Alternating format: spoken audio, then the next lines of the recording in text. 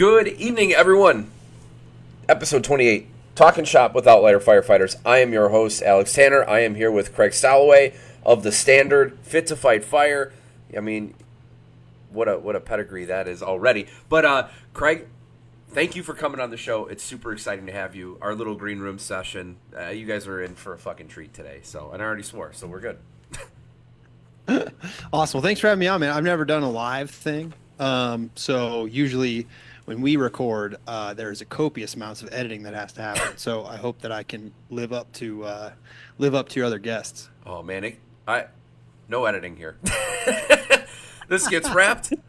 I put it into. I use Audacity because it's free. Like I told you, I do everything free, and then right on Spotify. That's how it goes. I'm very jealous because the amount of time that it takes to edit a show is pretty impressive. Well, So I'm sure when you guys do it in person a lot, right? I see the other microphone, so yeah, so I used to be with Fitz Fire. yes. We used to do a lot of in-person stuff. Right now we're doing some Zoom stuff, and then a lot of it's just me and Tom yapping at each other for probably longer than most people want to hear. Yeah. But yeah, a lot of editing still goes down, which is a whole new skill set that I never thought I'd have to learn. But then again, here we are. Man, you should see my manifesto notes for audio editing that I have like crudely scratched in my notebook. It's hilarious. But we get it done Yeah. sometimes. Oh yeah. Absolutely. Which I will say, so if you're new to this show, because it is live, if you have any questions for Craig or anything you want to interject, you throw it in the chat. I'll do my best to keep up with it. And if you got questions, you can throw them his way too. And if there is anything weird, like audio or something like that, it's a friendly show, so you can heckle me if you want. We can figure it out from there. But again, thank you for coming on. Well, we'll just roll right into some of these questions. So some context about you and where you come from. But first off is, what was your first exposure to the fire service? Probably not like most. I never really thought that this is anything that I would want to do. I was going to University of Iowa, and I was trying to be like in public relations because I thought that's what successful people would do. I grew up on the northern suburbs of Chicago, and you'd see these like businessmen taking the train into the city every day, and I was like, oh man, like that's what success looks like. What a weird thing to think, like when you're a kid or adolescent, and so that's what I was trying to do, and really no direction at all. And my best friend and former guest Ross Chapman was working for a fire department, and he's like, dude, this is awesome. Like we're getting to do cool stuff. And I'm sitting in my dorm room. I think I was probably eating Easy Mac, if I want to be totally honest. And I was like, what am I doing? Like, why? There's no direction here. So I moved back to Illinois and started working for this department. And he's like, he's pretty much guided my entire career, to be honest with you. He's like, you should go to EMT school. And so I did that. Then we went to medic school together, and we started testing. And at the time, you would have thousands of people show up for these tests, and they'd only give away a few spots. It's much different than it is now, where it seems like you can just kind of swing on by the firehouse and you can start working. But yeah, I started to get kind of down because, of course, Ross got hired by the first department that he ever tested for, because that's just the kind of incredible human being he is. And yeah, I just kind of got sick of testing, and then got a job working for Countryside Fire, and I met my now wife. I should say reconnected with my now wife. And after we reconnected, I was like, I got to get out of here. Like I need to get out of the state because I don't want to start laying roots down. So I quit my job, moved out to Denver with no job, which I don't suggest anybody does because it's incredibly stressful. And started working at a bar, and was making good money. And I was like, I could probably just do this for a while. And one of the bartenders worked for Colorado Springs Fire, and he's like, hey, they're doing a test. You should go test for them. I'm like, sure, man, I'll test. So I went down there, tested, got the job, and I started working for the Springs. So I was with the Springs for 6 years. Incredible experience, and that's kind of where I saw the difference between a firefighter and like what a real fireman was. And his name was Jeremy Croto, and he was I can't remember what he was. I think he was like looking up nozzles or something on the computer. And I was like, "Hey man, like we have those. Like the department gave us those. Like what are what are you doing?" And he's like, "No, these are way better because of X, Y, and Z." And I started to realize like, oh, there's a whole nother side to this that you could truly like first of all affect change, but um become like integrated in your fire department to make it better. And so after that, I was kind of off to the races. And then 6 years in, I decided to move to the department that I'm currently at. And I'd been trying to get there for 8 years, just couldn't get in. So I came in as a lateral. I met Tom and some incredible people inside my academy. And I was like, oh, this is it. Like, I feel like I'm finally at my place. So, kind of a roundabout way to get into the fire service. But I'd say like my career really started when I got to the Springs for sure. Yeah, yeah, sure. We were kind of talking before. I think everyone kind of goes through that. It's either I'm committing or I'm leaving, in the course of their career. And ironically, my old man went through it, and we didn't know. My brothers and I, we were kids, and he was going to go. Where were they going to go? I think Colorado, if I remember correct. Maybe we went to Denver. I don't remember. He ended up not doing it, but it was. At it. Yeah, like I think every firefighter goes through that. So it's interesting to hear people that take the plunge and people that don't. And there's all sorts of information Why out do you there, but why do you think people leave? so I think it's as cliche as it is. People, they say people don't. What is it? They quit bosses, not places, or I don't remember the exact phrase, and sorry that I'm not eloquent with that, but I think that's truly it. I think people either they're looking for a different environment, or they're looking for more leadership, at least in our profession, or like they just don't fit in somewhere, and they feel like maybe they'll fit somewhere else. But I think it's personal, but I think everyone does go through that, like in one way or another, because you're locked into a place for 30 years. Like that's a huge commitment if you stick in that way. If not, then you need to either make the decision early, or like there's a window for when it's not going to make sense, either like financially, I guess. But I don't know.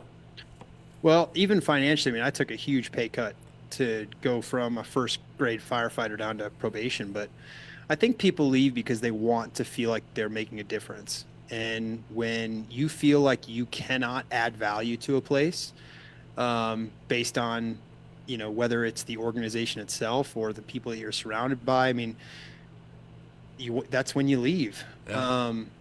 I think like the department I'm at now has gone through quite a transition, in a relatively short amount of time with our new chief, who's lights out. This guy's awesome. But when you just keep hitting more roadblocks and more roadblocks, yeah, it's kind of tough to stick around because, people want to make the places better. Yeah. Like that's what we want to do. And when you feel like you can't, based on like how your system is set up, that gets pretty frustrating. And I think that's why most people leave. But when to do that's a tough one. And right, and that I think that's so deeply personal, right? Like if you listen to other like Isaacson Ike is basically big on like if you're even remotely not happy where you're at, leave. Well, like I don't know if I agree with that. right, I feel like that's a little extreme sometimes, but I think the grass is greener where you water it, right? yeah, If someone shuts off your hose, it's a little tough to it's a little tough to make change. But I mean, honestly, the real answer is if you want to be that change maker, yeah, promote and get into that spot. Like, and if you're new in an organization and you're frustrated, all the people that are in your way are going to leave before you do. So do you want to stick it out? Like that's the other question. I think the other piece of the puzzle is how is your life outside the firehouse? Is it great outside the firehouse? Then stay.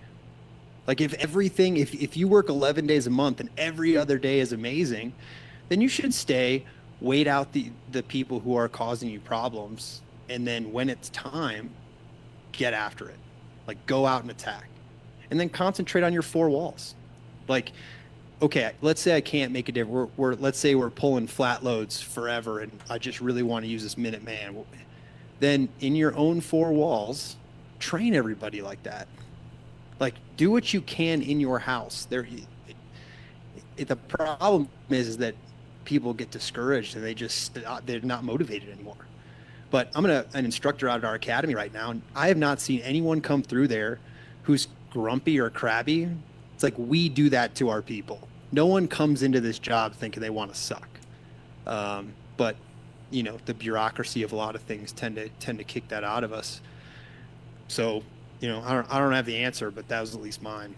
No, I agree. And people, it's really easy, and we all do it at some point or another, right? Where you're trying to rationalize what's happening, and sometimes you're looking at putting blame on others, or hey, my chief won't let me do this, or these guys aren't listening to me, or something of that nature, and you're kind of projecting it outward when, like, what I've known, and I can't get too much into my own organization, but what I've found is when people kind of push back, they only push back for a little bit, and then they go and do something else, because really it's not they're afraid of that change or whatever. But then they're not. If they were invested, they would understand the change and they would get involved with it more than likely.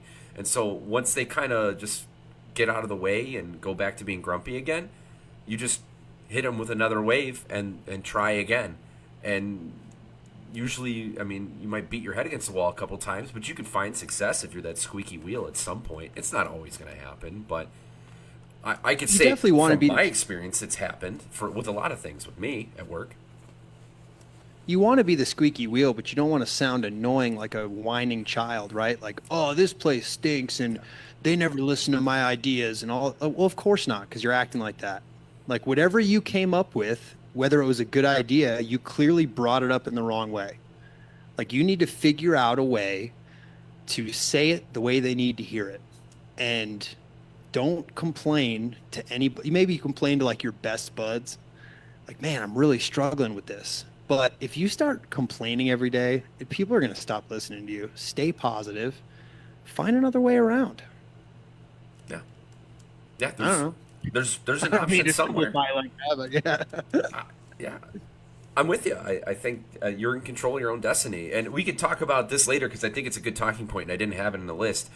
I heard you on another podcast, and you were talking about choice, and it's something that my dad has pushed on me too. Is we choose to be good. We choose to be great firemen. We choose to be great husbands. We choose to be great fathers. Everything's a choice. So I'm going to put a pin in that, and I think we can talk about that later after we kind of get into the meat of things. But that resonates with me, like that you're in control of your own destiny. So, where did you pick up the learning about values and firefighter culture? Because it seems you have a grasp, obviously, on what firefighters are supposed to be, right? I think that's part of what the standard and what you did with Fit to Fight Fire. Like that's why it resonates with so many people, because that's really what we're supposed to be. Would you want you saving you? Like, well, where did you pick some of that stuff up along the way, and how? I think you are who you surround yourselves with. And I've just been lucky enough to be surrounded by incredible people, not only just firefighters, but just incredible human beings in general. And I think that when you can understand that how you operate at home is way more important than how you operate at the firehouse. And Tom talks about it all the time. He's like, you can't be an effective team member if you're a dumpster fire at home. Like you have to have your whole world basically forged by this set of values, right? We have mission statements, we have value statements in our organizations, and we need to have those for ourselves. And so I think like having a personal mission statement is super helpful to be able to have this like filter to run decisions through. And so I think that when you find the type of people that you want to be, like that's when you start to succeed because then you have this almost like a mirror to look into and say, hey, I'm about to make these few choices. How has it looked for that person? Or would this person who I really respect, would they do this thing that I'm about to do? And the lines should be pretty blurry with like how you operate at home and at work, right? They should be relatively the same. And so I think once you start to figure that out, like the job's pretty easy. Um, and so getting around people that consistently want to get better, they consistently push themselves, that's where I've found like the most value in my life. And then finding mentors in different aspects of life. So, I have mentors that I really respect the way they deal with their family. And then I have other mentors who I'm like, oh, this person, like Ross is a great example. Ross and I, uh, once a year we'll go out and do something called like a masogi. Are you familiar with that at all? Yeah, he talked about it on his episode, and it was the first time I'd heard that concept. Yeah. But yeah. Yeah. So we had an author, his name's Michael Easter, and he wrote the book called The Comfort Crisis. And that's Hmm. kind of where he talked about it. And, it's an opportunity for you to like have a self reevaluation, kind of see what you're all about. And, Ross brought that to me, right? Like I would never had that in my life before he brought that to me. So I think finding those people in your life that you respect, that you want to be, like you're probably not going to find this person who's encompassing all these aspects that they're absolutely crushing. But take a little bit from all these folks and seek out mentors. And I've straight up, and even recently, like last week, I reached out to someone. I was like, "Hey, I'm hitching my wagon to you. This is my plan. Walk me through how you would do it different. And like, this is my ultimate goal." So, trying to find those people who are just doing it better than you are, and just start grabbing onto some coattails, man. That's what I've been doing my whole life. Yeah. I mean, what better way to learn? I get it.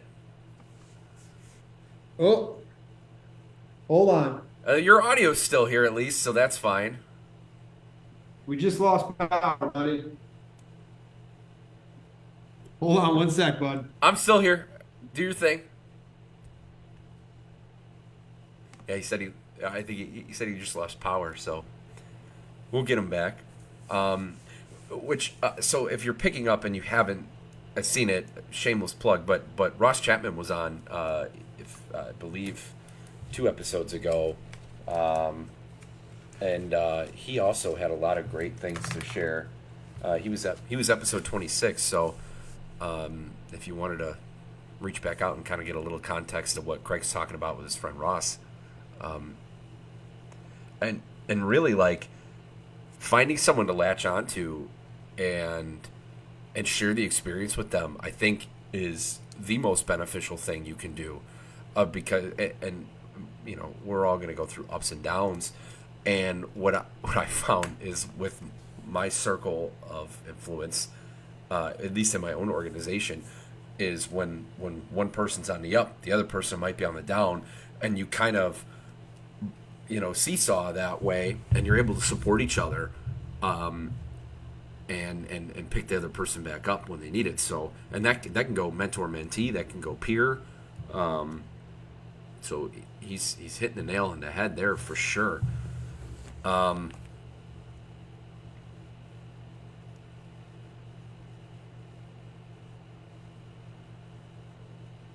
sorry, my wife just shot me a text.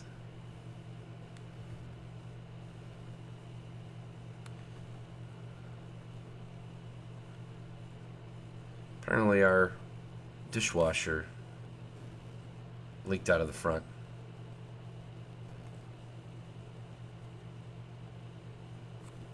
Uh-oh. All right, so those of you that are still in here, oh, here we go. Thanks, Mike. So Mike Wolches is in the chat. He's saying he agrees with all these concepts.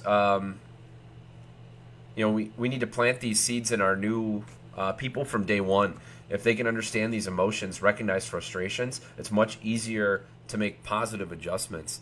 And yeah, Mike, and if we can kind of protect those new people from getting latched on to negativity, which is so easy to latch onto, it spreads so quickly, and maybe maybe protect might sound like a little too touchy feely of a word, I guess, but it's kind of the truth, right? Like when I look at fire departments now, like Craig was saying, the amount of people that you were testing with when you first started a couple years ago, when I did,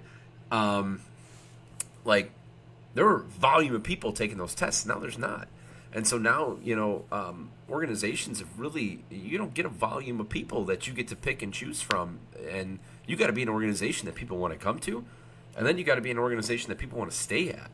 And so, like, maybe an unpopular opinion, but, I think you got to start to cater your organization to the youth, to the younger generation that's coming in, the 5 years and under, the 10 years and under, because, they can leave and go to another department relatively easily right now. So you got to make sure that you're giving that next generation what they need, that young group. So Chief Leidig, yeah, cheap plug for sure, but yeah, Al Schlick training conference. I did see that posted. I did not get a chance to share that today. I was running around. But yeah, on Huntley's website, we'll definitely have to make sure that that's shared, because and Chief, maybe you can inform me how many You got me, buddy? done that. Yeah, you're back in. That's awesome. What happened? All You right. lost power? Lost power. That's all right. We're back on. That's all right. You gave me a Not a chance problem at to all. check my text messages from my wife, and apparently the dishwasher leaked a little bit too. So Oh, see, everyone's having problems. yeah, I'm very what's impressed with going on here? kept this thing rolling. That's the beauty of doing it live, I guess, right? Oh man, well, I mean, I get help from the audience too. Yeah, I mean, Wolchez and Chief Leidig just throwing stuff, softballs, soft tosses for me to hit. So, well, one thing I was touching on, and we were talking about latching on to people, like you were saying, and we're talking about recruitment, right? And protecting maybe some of those newer guys from maybe latching onto the wrong people or falling into that cloud, that negativity that, quite frankly, firefighters have in organizations, right? And so you teach their new hire academy. Is there do you guys build anything in there in terms of establishing like good habits now, or career planning in that way, where they're thinking about years later, or you try to stay in the present? It's a good question. I think that, so I give like I guess a new guy talk, and I basically tell them to find a backstep. And to me, a real backstep, right, is someone who basically runs the entire firehouse. In my eyes, the officer's job is to get out of the way and like allow those people to run that house, and I will facilitate that. But that's kind of your gig. And so find that person and try and emulate the things that they're doing. The hardest part is when you don't have one, because they're pretty rare, right? And that's why I don't like the term senior man. Like, tenure isn't talent. Like, I don't care how long you've been there. If you don't have the skills to pay the bills, like I don't know what to tell you. So I think if you focus on what's important, right, which is being ready for them, for the people that we serve, the job's pretty easy. Train every single day, right? Like, find holes in your game and train every single day. That is the easiest way to stay engaged. The hardest part is that 3 to 5 year employee, right? That's when you start to lose a little bit of that fire, and those are the people that are hard to get back. But it's not impossible, right? Are you familiar with that Dunning-Kruger effect? I'm not sure. So basically, it goes like this. It's a graph that starts here at the baseline.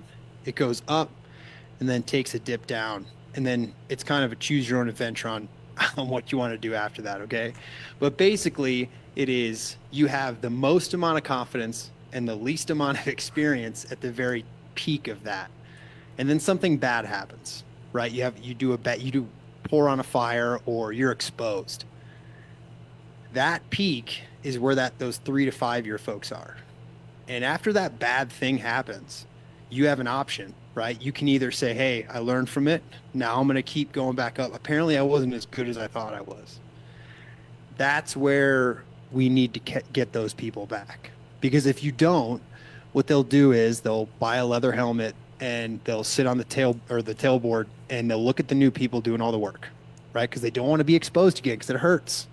It's very uncomfortable. And so I think what we do really well in our academy is we take the fear of failure away and we make it like not so scary. And so I think, or what I hope we're doing is we're hoping that we train them how to fail and do it correctly. And I think that will set them up for their career. At least I hope we're doing that. I don't know. No, I mean that, and it sounds like that's becoming more normal. I think for probationary periods or for new hires of actually setting them up to be prepared for that stuff. Hey, you're gonna mess up. Hey, you can recover from it. Hey, not everyone's going to be into the job like that. I think that's probably one of the hardest transitions for young firefighters. When you go to a fire academy or something, you're around people that are into it, and then, once you kind of get out of that, and the water wings come off, and you're there, now you have a decision to make. And I that's a cool concept of that 3 to 5 year. That hits the nail. And I'm thinking about myself. I'm thinking about other people I've known. That's a very common. And it's not just our industry, it's all industries, right? Like so if we can teach our new folks that failure is okay, failure is good, that means you learn something, and not to, hey, when you fail, we're just going to hammer you and keep hammering you. Like that's when you lose those folks. And so I think what we do in our academy better than most is create an environment where not only is that okay, but it's expected. Like if you don't come out here and fail, you're not trying hard enough. And that is unacceptable to us. We want two things. We want great attitude and 100% effort. If you can give us those two things, we will help you get a 30-year career. Like that's all we ask. Because we'll train you. That's our job. But if you come in with a bad attitude or you're only giving us 50%, it's not good enough for our city. Our citizens deserve better. Yeah. I'm super. Am I blurry? You are. I was letting you roll, and I was going to wait for a natural break, but yeah. let me snag this real quick. Okay. While he's doing that too, Chief Leidig, yeah, $30. Great presentations. Dennis O'Neill will be there, so that's at the Alschlick. I don't want to butcher the name. The Alschlick Training Conference. So, and if you wanted to know more about Al, jump in on Chief Leidig's episode 2 of the show. I want to say he's episode 3. I'd have to go back and get the actual numbers, but yeah. Is that better? Professional segueing over here. Yeah, you're perfect. You're crystal clear now. See, this is why you gotta edit, man. You gotta edit so this doesn't look so bad. Nah, man, you gotta let it roll. Again, come on. I got like kids' toys behind me and stuff. This is what it is, man.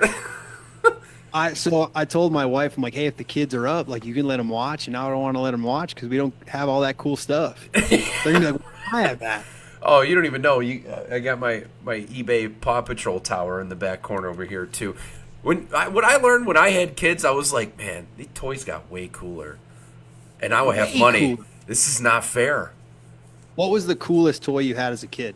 So like, what's one that you remember? All right. And I'm pretty sure I've outed myself more than once on this show. I'm a giant Star Wars nerd. Big time. Okay. All right. So it wasn't necessarily where you saw the kid, like, unwrapping the Nintendo 64, freaking out kind of thing. But, like, I'm going way deep into the nerd woods here. Do. But we all had the plastic lightsabers and we straight up had Oh like yeah. a Jedi Academy in the driveway one year, and it was like the Outs. whole neighborhood kids came together. It was the nerdiest. Well, I mean, if I turn my camera, there's way nerdier stuff down here, but um, it was up there. But yeah, I'll never forget getting some of those toys and the summers that came with that. We were outside kids, but we were also, nerds with both. I mean, playing video games and stuff. Yeah, I dig it. Are you a Midwest guy through and through, or what? Yeah, oh yeah, Lake County, like Okay. born and raised. My parents are both from the area too. I mean, my Where mom where? was me. I'm in Lindenhurst. I'm North Lake County. Oh, okay. Yeah, Nice. yeah, Yeah. So Lake Bluff, just like Ross. yeah, yeah, Uh, it's an incredible place to grow up, I thought. yeah. I mean, I have no complaints, and we got Yeah. lucky enough to be in pretty good school district for our kids. So we're gonna stick That's it out. great. Yeah. Sweet. All right, what do you got next? I'm ready. Let's now do that we this. have the power back on, I'm unblurred. I'm running out of segue. No, I'll always be able to wing that shit. So everyone has like a journey that they go through for fitness, for mental health, for all that, right? And you have to learn those things along the way, and finding out what works for you. So, could you share some insight on how you found where you're at and your mindset that you've developed and in fitness and in life and in health, and what works for you, and then when other people, because obviously with the standard you're helping other people, how do you help other people find what works for them? It's a great question. So I'll tell the story. If anyone's taken our class, they've heard this, so my apologies. But back in the Midwest, right? You call big kids husky, right? I was a husky kid, and so I went to a Catholic school, and like you wear a uniform, right? Ours was a white polo shirt and like blue slacks, and so we went to Sears because that's where you shopped back in the day. Yeah, Gurney Mills, remember that? they did have one. Yeah, Yeah. So so nice being around Midwest I people. know They you get can. me. I They had. get me. Yeah, you can name them and I got you. So we go shopping, and I couldn't find any pants that fit me, so I had to wear sweatpants to Catholic school. And so, if you're picturing that, like that's kind of how I grew up, right? So I was kind of like the funny fat kid, and um, I kind of just thought like that was my role. And then I was at Countryside, and me and my officer decided to have an Oreo eating contest because I was convinced that I liked Oreos more than he did. Okay. So we get 4 packs. Okay. Not double stuffs. We're not animals. We just got normal. And we start going, dude. We go row for row. I finish my 1 pack and I start the next, and I'm hurting. So I get like a pack and a half down. All right. And I'm like curled up on the recliner. He finishes his and mine. Dude is a savage. So the next day, I go down to my then girlfriend, now wife. We lived in the city, and I start telling her the story. And I was expecting she'd be like rolling on the floor laughing at how amazing this was.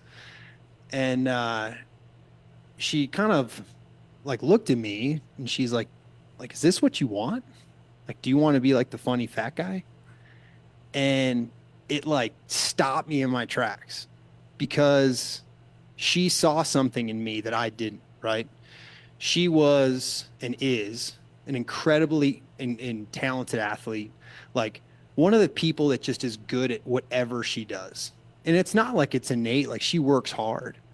But I was never that person. And I thought that people like her were like unicorns, right? Like they just have been given this like God-given talent for everything that they do. And it was shortly after that where I was like, I'm going to make a change, right? Like I got to figure this out because like I don't want to be this. I want to write my own story. And so I was probably like, I think at my heaviest I was like 260 and not the good 260. And so I was like, well, what does Ross do? Right? Like Ross is one of the most in shape people I know. I mean, he's a runner. I'm like, I'll be a runner. So I go to to the shoe store and I get like these Saucony Kinvaras. Like they were like $200. And I'm like, well, I need those, right? So I go out for my first run and I get like 200 yards in and I get horrible shin splints. And I'm like, oh, it's the shoes, man. It's there's so I go back, I get a new pair, same thing happens. And the guy at the shoe store is like loving it because he's like, yeah, I'll sell you whatever you Yeah, want. right. Yeah. So, um, it took a few rounds of that to be like, all right, I got to make a big change. So that kind of started that journey, but like I didn't really know what to do. I didn't really know like what that looked like. I didn't understand the relationship between food and fitness. I thought I could just, go out and drink and do whatever. I was living downtown, like getting after it. Yeah. And it just kind of got away from me. And it probably wasn't until I moved out to Colorado that I started to like really get serious about it.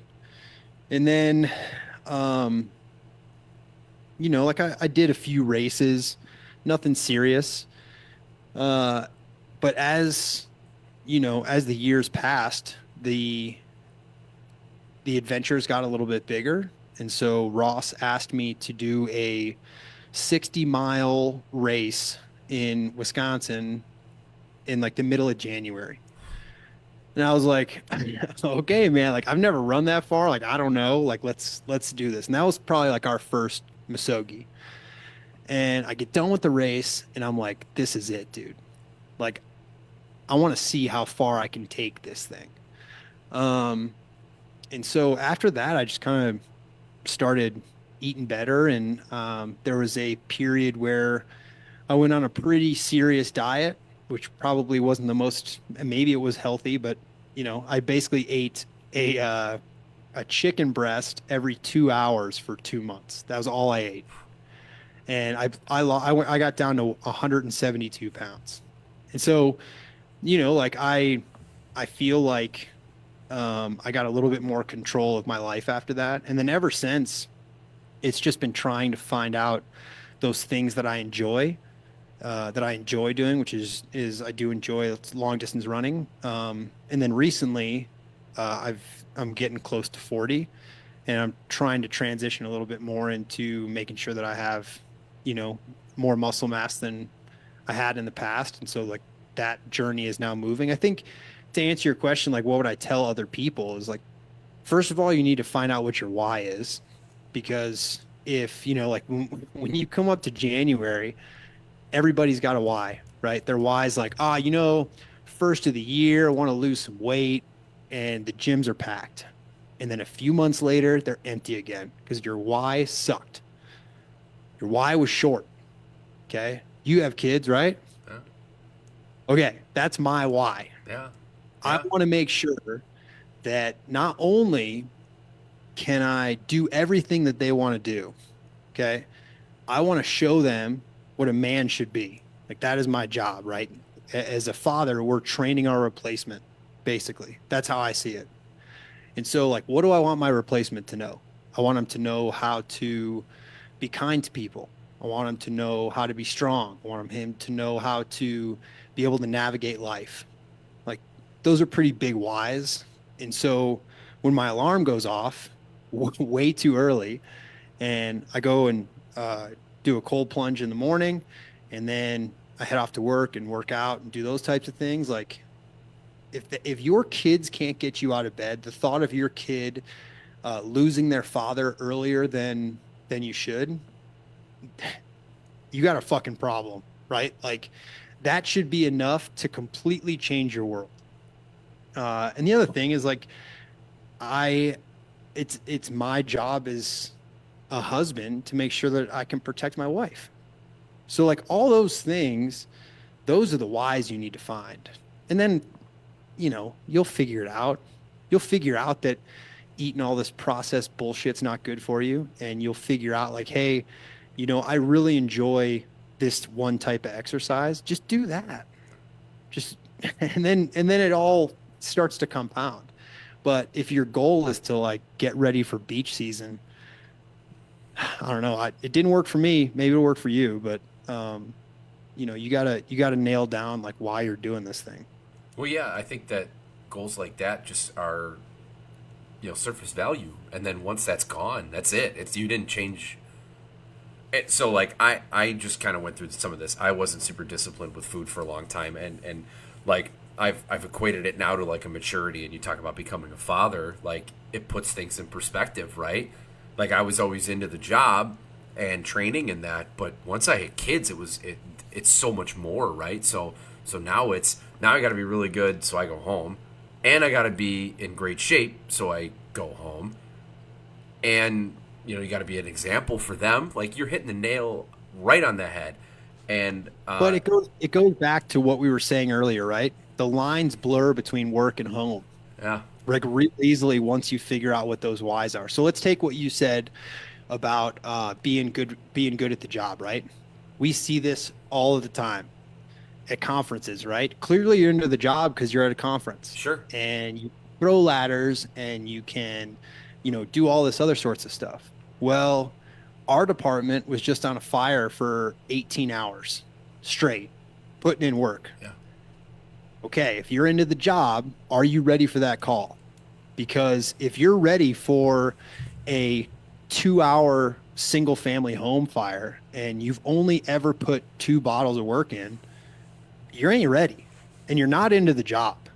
Like, I know that's a hard fact to swallow, but like, if you go out and you train a little bit during the day, like maybe you go into the gym every now and again, but you're not consistently trying to push yourself to your max all the time, you're not into the job, right? Like when I walk into a station as a lieutenant, I want my people to be like, we're going home tomorrow. And so when I'm at home, I'm thinking about that. I'm thinking about like what can I do today to make sure that when I walk into the station that next time, that crew feels like they're going home because they all said that they would die for this job, right? Myself included. So I don't work for them and they don't work for me. I work for their families and they work for my family.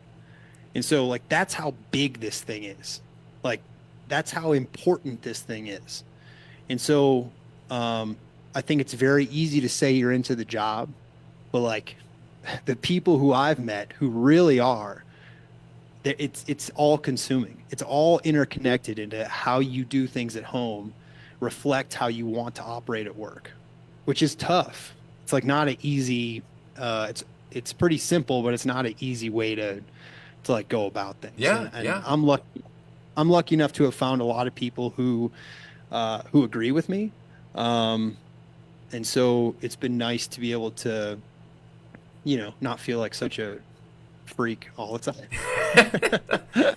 No, I get it. You're right. Yeah, because like I said, I thought I took. I mean, I got started when I was 20, and you take a lot of that stuff for granted. You think like, yeah, I love the fire service. I really did, but I didn't take that stuff that seriously then.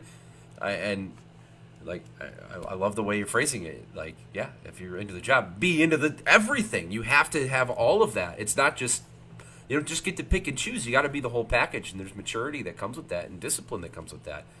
And I can sit here. I'm not perfect with it every day, and I'm always trying to live up to that and remember that that's what I'm there for, and that's what keeps me accountable to it.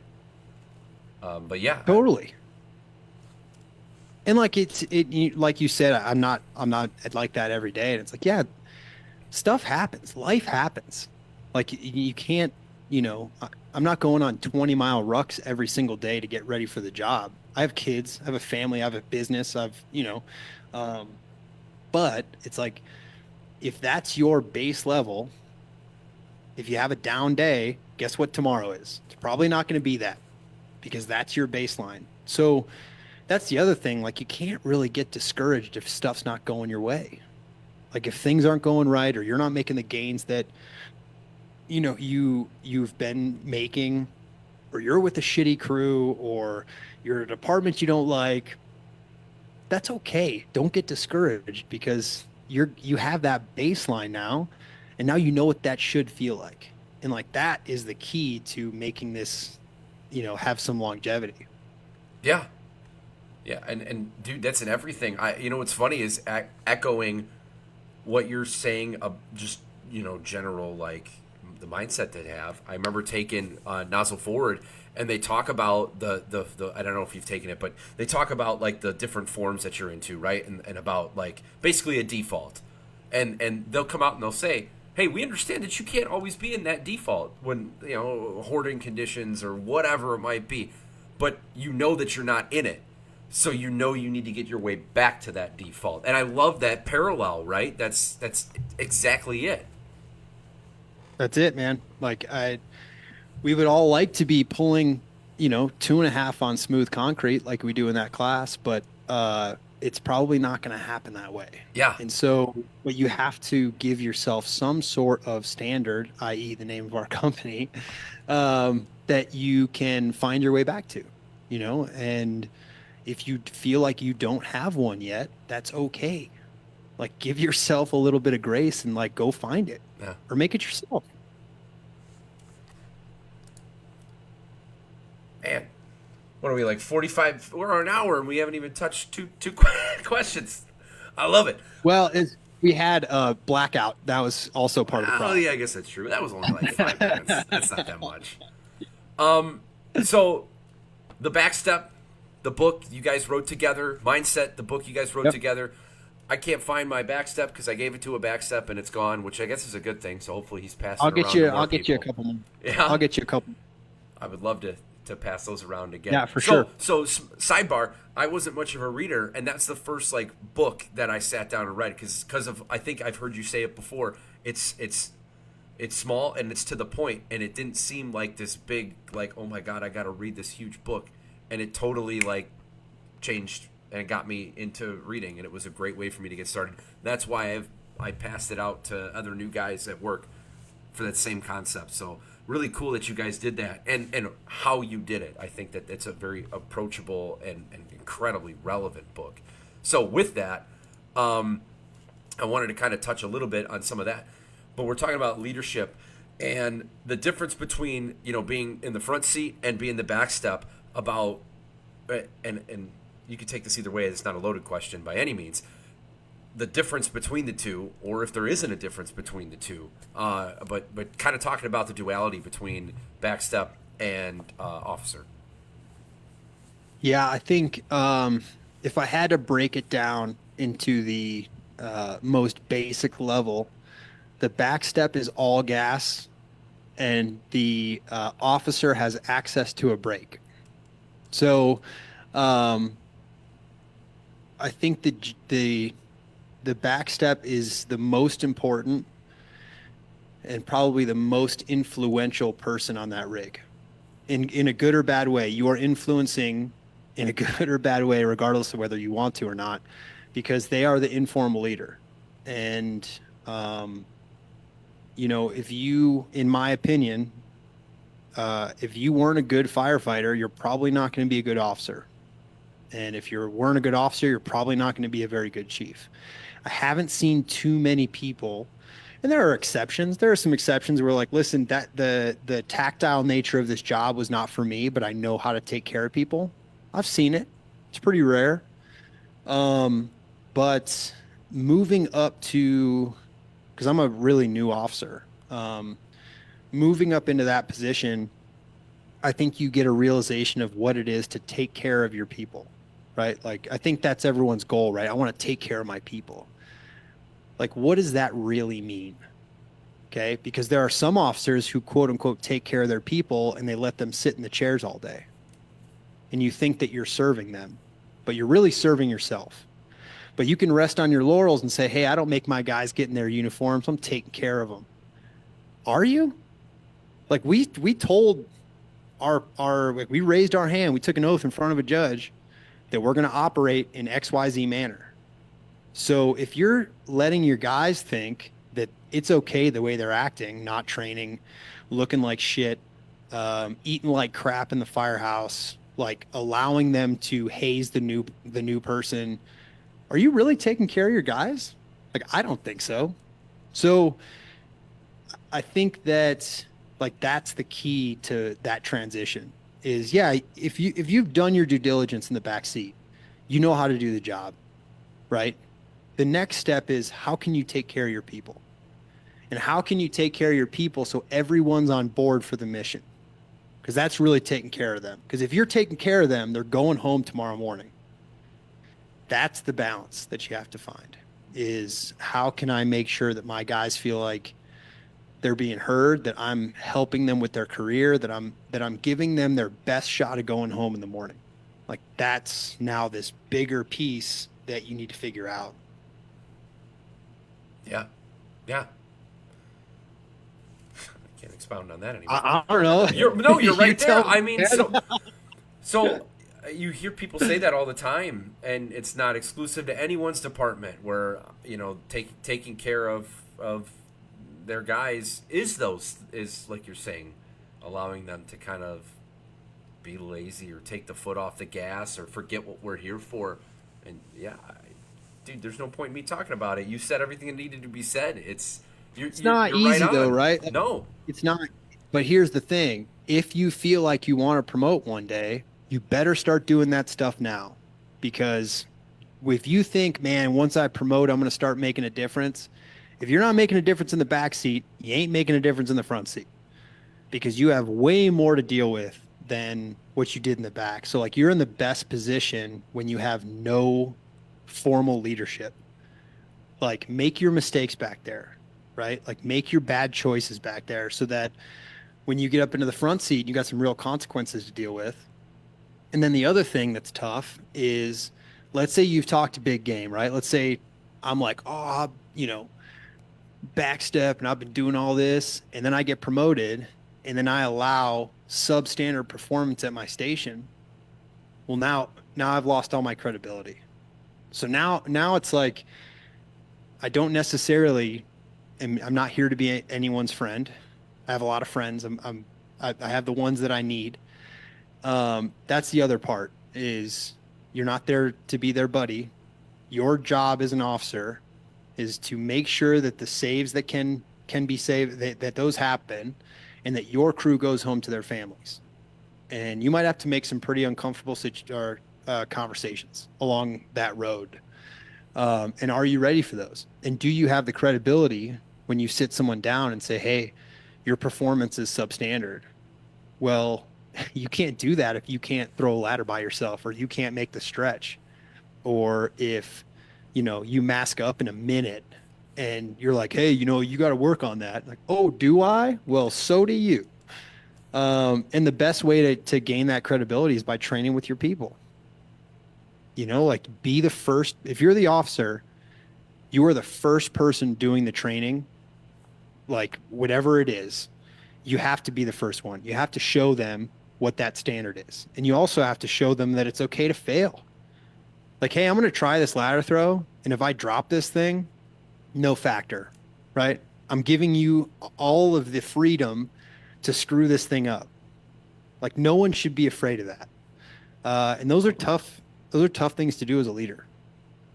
well, yeah. I mean, especially when that's kind of almost not it's against the grain of what traditionally had existed for decades, right? Where the officer really was kind of more. I guess it's still authoritative, but like it wasn't like it was do this because I said to do it, or it was I've thrown ladders enough in my time, kid. Get out there and throw them, and that was the norm. And I'm not saying that people were bags of crap because they used to do that. That was the environment they were in at that point. But I think we're all seeing that there's a difference in that now, and that you have to be better. Yeah, I think that's a generational thing. If you go back into when the fire service really started to become a full-time position from like a more normalized volunteer spot, they're all coming out of, World War II and Vietnam. There was this very command, like, hey, you're going to do this. And they're, of course, yeah, no problem. But now you have this other generation of why? Why are we doing that? Show me. Like, I need buy-in on you. Whereas when you get someone out of the military, well, they're going to follow orders because that's what they're trained to do. We've lost a lot of that. And I'm not saying it's any better or any worse, but for what's worked for me is, hey, I'm going to go show you how to do this. and then we're going to have some fun, right? We're going to get the stopwatch out. We're going to see who can do it faster than me. And, like that morale, if you crush your officer in something and it's a fun, good atmosphere, Yeah. there's nothing better. Yeah. Yeah, the competition's a great thing. And Oh yeah. yeah, as long as it's not Well, I harassing in tell a you what, way, but I think people that understand that and understand the responsibility that comes with that, you can do it in a way it's a blast. We used to do veteran research races, and it was a blast to see who could be the quickest in. and it's fun, and you should have some of that dark humor of, razzing people but you can't razz someone if you haven't done it yourself, right? Like it's okay to have like kind of a jocular atmosphere. Like I think that's healthy, Yeah, but everyone has to be doing it yeah, because if not, then you're just kind of a prick. yeah. You can't just have the peanut gallery that stands in the background, and just cackles jokes the whole time and doesn't even put their gear on. Yeah, Like, it's a culture that I am seeing less and less of, which is nice. yeah, I think that, well, the connections that are happening, right, because of other shows like this, or and I hate saying it that way because it sounds like I'm tooting my own horn, but like I think No, people man, are deep, able to deep. You gotta connect. toot your own horn. But you know what I'm saying, though, people are able to connect so much more. So now now that kid that's 22 years old got hired and isn't maybe getting what they need, goes, oh wait, I'm not crazy. There's people out there that are like me. I just need to stay the course, and we'll figure this out at some point. So It's true, but there's also another side of this where, yeah, you can go out and find great content. Like there's no shortage of that. But there's also no shortage of people who are doing drills in jean jackets and gardening gloves. And you're like, dude, if you don't show me how to do this in your gear, I'm out. Like I get it. You say that you can push a 2.5 by yourself, flowing and moving on slick concrete and no bunker gear. Like I want to see it, dude. Like you got to show me. yeah, And I think that the people who are trying to find those like true operators in this business, if you see someone who is not doing it in the gear that it should be expected, change the channel. Find somebody else because they're giving you a false sense of the ability to do that. And if you are making these videos or you're doing these podcasts and you're not showing that you can truly do this in every sense, right? yeah, So like, hey, let's say I can, there's some incredible mask up videos out there, like sub 8 seconds. yeah, All right, do a hot lap around house, get your heart rate up, and then I want to see it. Or get your gloves soaking wet because you were just stretching an exterior line and now do it. Like that's what I want to see. Because to me, those times aren't going to be as fast, but I'm going to be way more impressed if, you're banging a 35 by yourself, but you've brought it from the rig to wherever you're deploying it. The game is completely different that way. So you need to vet the content you're looking at or listening to. I think it's really easy to get talking heads on these podcasts and be yeah, like, "Oh, this is what I would do," and all these weak motherfuckers out here, like, come on, man, let's yeah, see it. yeah, You're 90 pounds overweight. yeah, You know, yeah. I don't know. I think that was a kind of a realization when we got into the podcasting thing was it's really easy to talk, right? And this is coming from someone who talks for hours every week, but like, let's see it. Show me what you got. And like, that's the beauty of our Master the Basics class is like me and Tom are out there. We're doing everything with everybody the entire 2 days. And the instructors that we bring out there, dude, these guys are lights out. Anyone who's instructed with us, the best fireman I know, like hands down. It's impressive the amount of incredible firefighters we have at our department. It's really impressive. That's awesome. Sorry, I needed to, I had to get that out there No, because I just, It's not just two or three people. It's like you could fill an entire shift at our department with like hitters, which is awesome. That's great. Yeah, that's awesome. And you're totally right too about making sure that you pay attention to the people, because as much as yes, it's positive that you can connect, there's also a wall that people can put up sometimes too. So it's Oh yeah, man. yeah, You get a real nice mustache, okay? You get a gorgeous leather helmet, yeah, and you start talking about, making stretches and stuff like that. Like people are going to listen to you, yeah, I've seen it where, like some of these Instagram accounts have hundreds of thousands of followers, and I haven't seen anything. Like yeah, show me what you got. yeah. Like don't shit on other people. Like let me see what you got. And I think that like that's what our class does. Like I think we do a pretty good job of showing what's possible with just the right mindset. Like that's it. Come with what you have, and you will leave um, a much better firefighter than when you came. And I'm not saying we have this whole thing together. Like I'm not saying we're God's gift to the fire service. That's, I mean, not by any means, any stretch of the imagination. But I think that we at least show you like the path that you should start walking, because there's no one out there who's 100% doing it right. Yeah. But there are better ways to go than others, I think. Sure. Well, I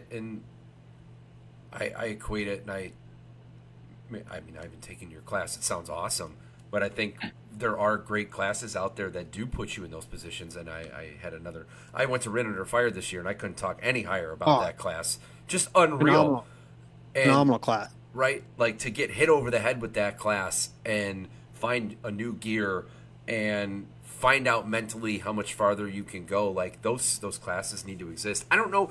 Like sometimes I think like it would be better if those were more upfront, like in a fire academy. But then I know you can't really do that because people aren't as skilled to be able to be put in those positions yet. So I don't know The, how to make the point of the sure. fire academy, the point of the fire academy is firefighter 101. Like our job is to make sure that when you get on that rig your first shift, you're ready to go. Like it's not to and we've gotten a bunch of crap because we use echo bikes at our training facility, and like, oh, what are you guys trying to do? Like you guys aren't XYZ. We are trying to show them what that next level is, but your expectations are firefighter 101. We want to show you that next level. We want to show you that if you want to keep going, this is what you got to do, but you're getting graded on firefighter 101. And so I think having that balance is important. Well, yeah, I mean, I But I guess don't think, showing them's great, right? yeah, Like you I think say, so. exposure to it early. Totally. And like we bring out online crews, and we'll get the stopwatch out. We'll run through an evolution, right? Very basic fire skills, and we'll have our online crew do it, and we'll time them. And then we'll have our probies do it and time them. And it's right there on the board. These guys did this in half the time. So like you're not graded on their time. We just want to show you that like this is the expectation after a little bit. Yeah. Well, yeah, and you get the right person, they see that and they go, I'm gonna be that fast. So you know what I mean? I'm gonna be faster. I'm gonna be faster. I'm gonna take that challenge, right? And hopefully that helps kind of put those people out there. So now you as an instructor can see that, and then you as a department head or somebody can help put those people on the right track. I mean, I think that's a great newer, maybe not, trend's not the right word because I don't think everyone's necessarily doing that, but that's a more modern, the word modern gets thrown around with everything, but approach to I like it. new people and onboarding them in that way. Paco's in our chat here, and he said, ask Don't Craig read this. Don't hitters or read fitters. this. We're not going to do that one. You don't have to. I mean, I get it, but No, Put it down, Paco. Put the keyboard down. You heard him, Paco. So, segueing out of that and then into another thing, we're talking about mental fitness, right? So, obviously, the fire service, this is a huge hot topic, and in a great way, because I think we're recognizing and we're doing a lot more than we used to. But if you could touch on, mental wellness and mental fitness, and almost kind of like how do you train yourself to be more mentally fit for the job? This is a deep one, buddy. I know. Uh, well, first of all, taught me about that firefighter 101 thing.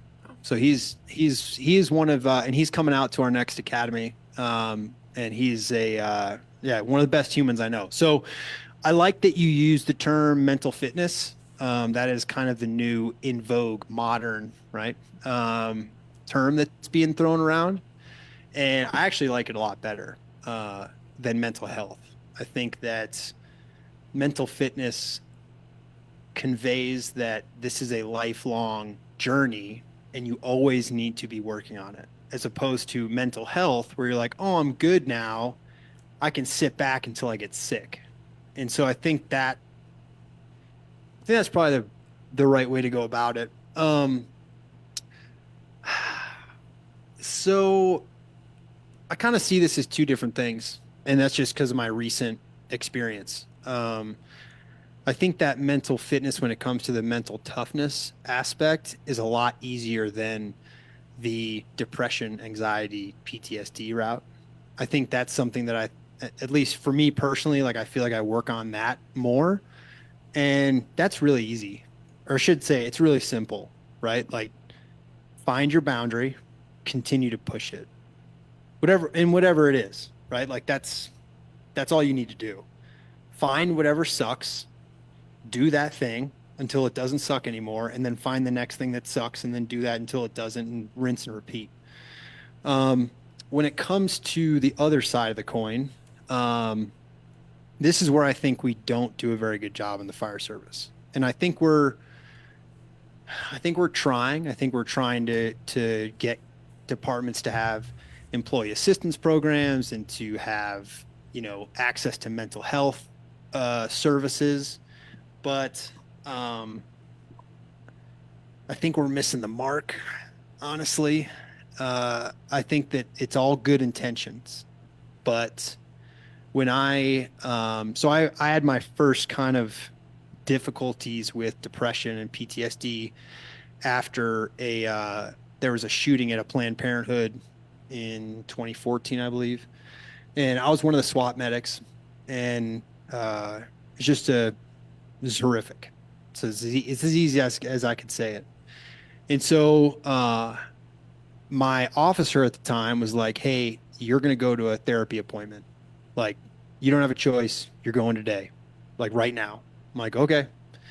And when I get to the therapy appointment, they suggest that I start using coloring books because that would help me like through some anxiety. And I was like, hold on a minute. I came here expecting to get better, and this is what I left with. And I think a lot's changed since then. So when you're trying to find a therapist, you want something that's called cultural competence. And it's basically like they kind of have an idea of what you do. I've have some people in my circle that have gone to a therapist and made the therapist cry based on what they've experienced, which obviously is not the route that we want to go. And so finding that right person is really important. It takes a long time. Okay. It's not like Tinder where you can just swipe to find the right person. You're not looking for a one night stand. You're looking for like a long-term relationship. And, therapy is a very like top down approach. So the way I like to think about it is like you have a high rise fire. Okay. And if you're going to therapy, you're getting dropped off on the roof and you're working your way down and trying to fight it that way. And it helps therapy. I mean, I've been going to therapy for a long time. And what it does is it gives you a vocabulary of what's happening. So, hey, you can't go into crowded spaces because of this in your brain. Okay. Or the reason that you're having a hard time sleeping is because of this. but it, at least for me, like doesn't necessarily fix the problem. So, um, I I went through the worst depression I've ever had, probably like 7 months ago now, and came out of the blue, man. Like I was on like this no nothing cardiac arrest, and I shouldn't say no nothing, no cardiac. I mean, it's terrible for a person, but for us, it's a relatively routine thing. And I got home the next morning, and I was like, dude, I'm not okay. I'm down, and it snowballed into a completely debilitating experience that culminated. I'm speeding this up, but I give like an hour and a half class on this. But um, you know, I was sitting inside my truck, and hold on. We record in a barn, Oh yeah. and it is so cold in here. uh, I was taking my kids to the zoo, right?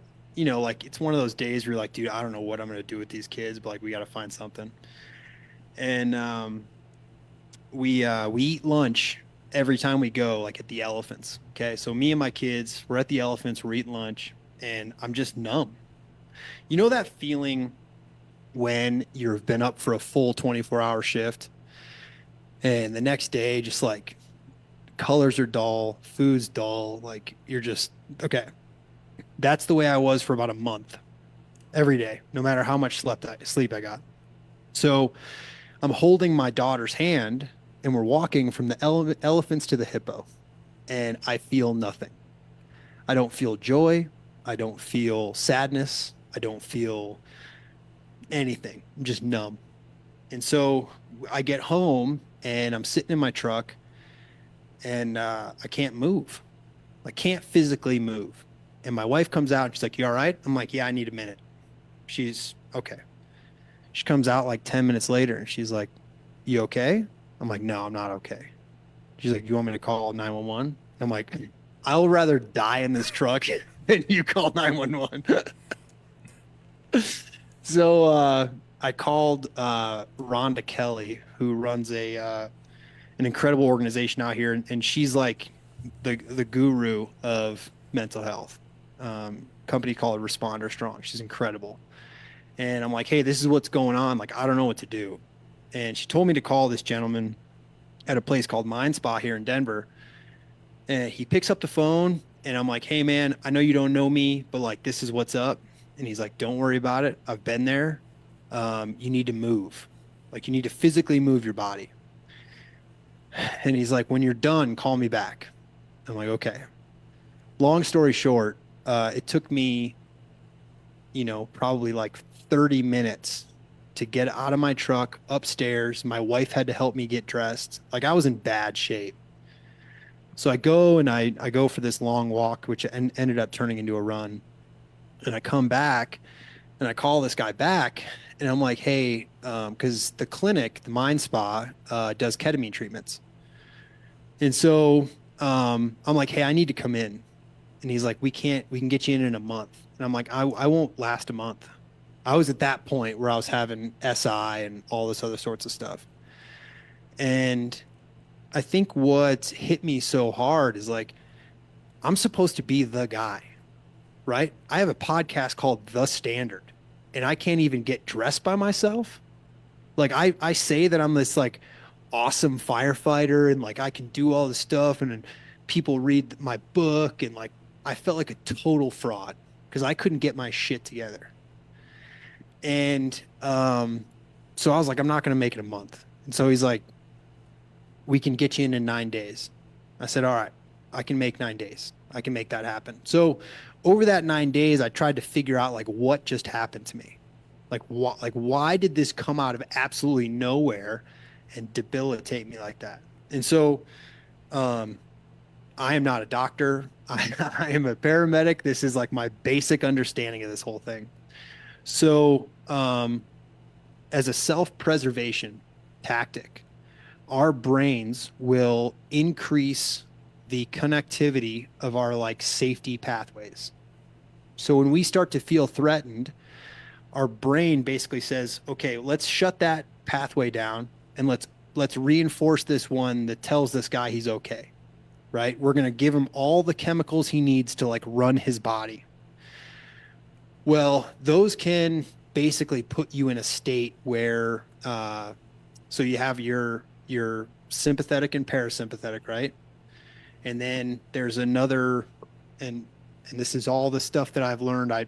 This is none of my opinion. This is just what I've been told by doctors. There's another side of this with your central nervous system called dorsal. And what dorsal does is like if you can imagine if you're about to get into a street fight and your body says, "Hey, we're going to shut down your digestion because we don't need that, and we're going to shut down reproduction because we don't need that." Well, that system goes haywire and shuts your whole body down, which is what causes a panic attack. So when I was sitting in the truck and couldn't move, my brain was basically like, shut it all down. Like we've hit maximum capacity. So so what ketamine does, if used in the right way, right?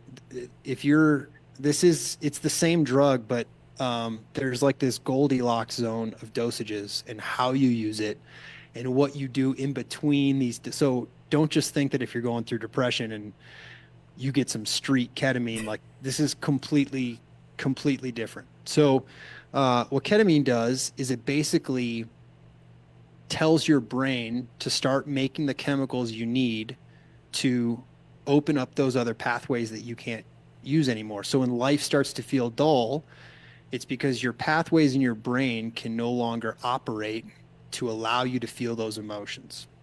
So what ketamine does is opens those pathways back up because it basically tells the brain to or body to create the chemicals needed for electrical connection.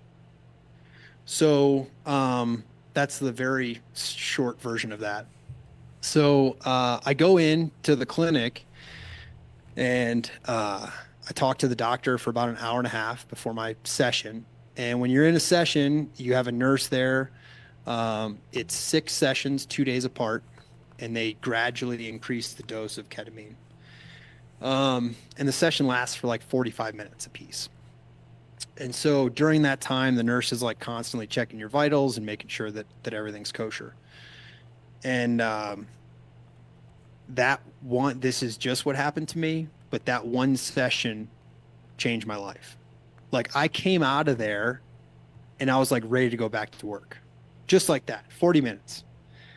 And I think that's the piece that we're missing with this whole mental health thing is like, yeah, we we should go to therapy and we should have peer support and we should do all these other things, but we need to give our members some options when that doesn't work anymore.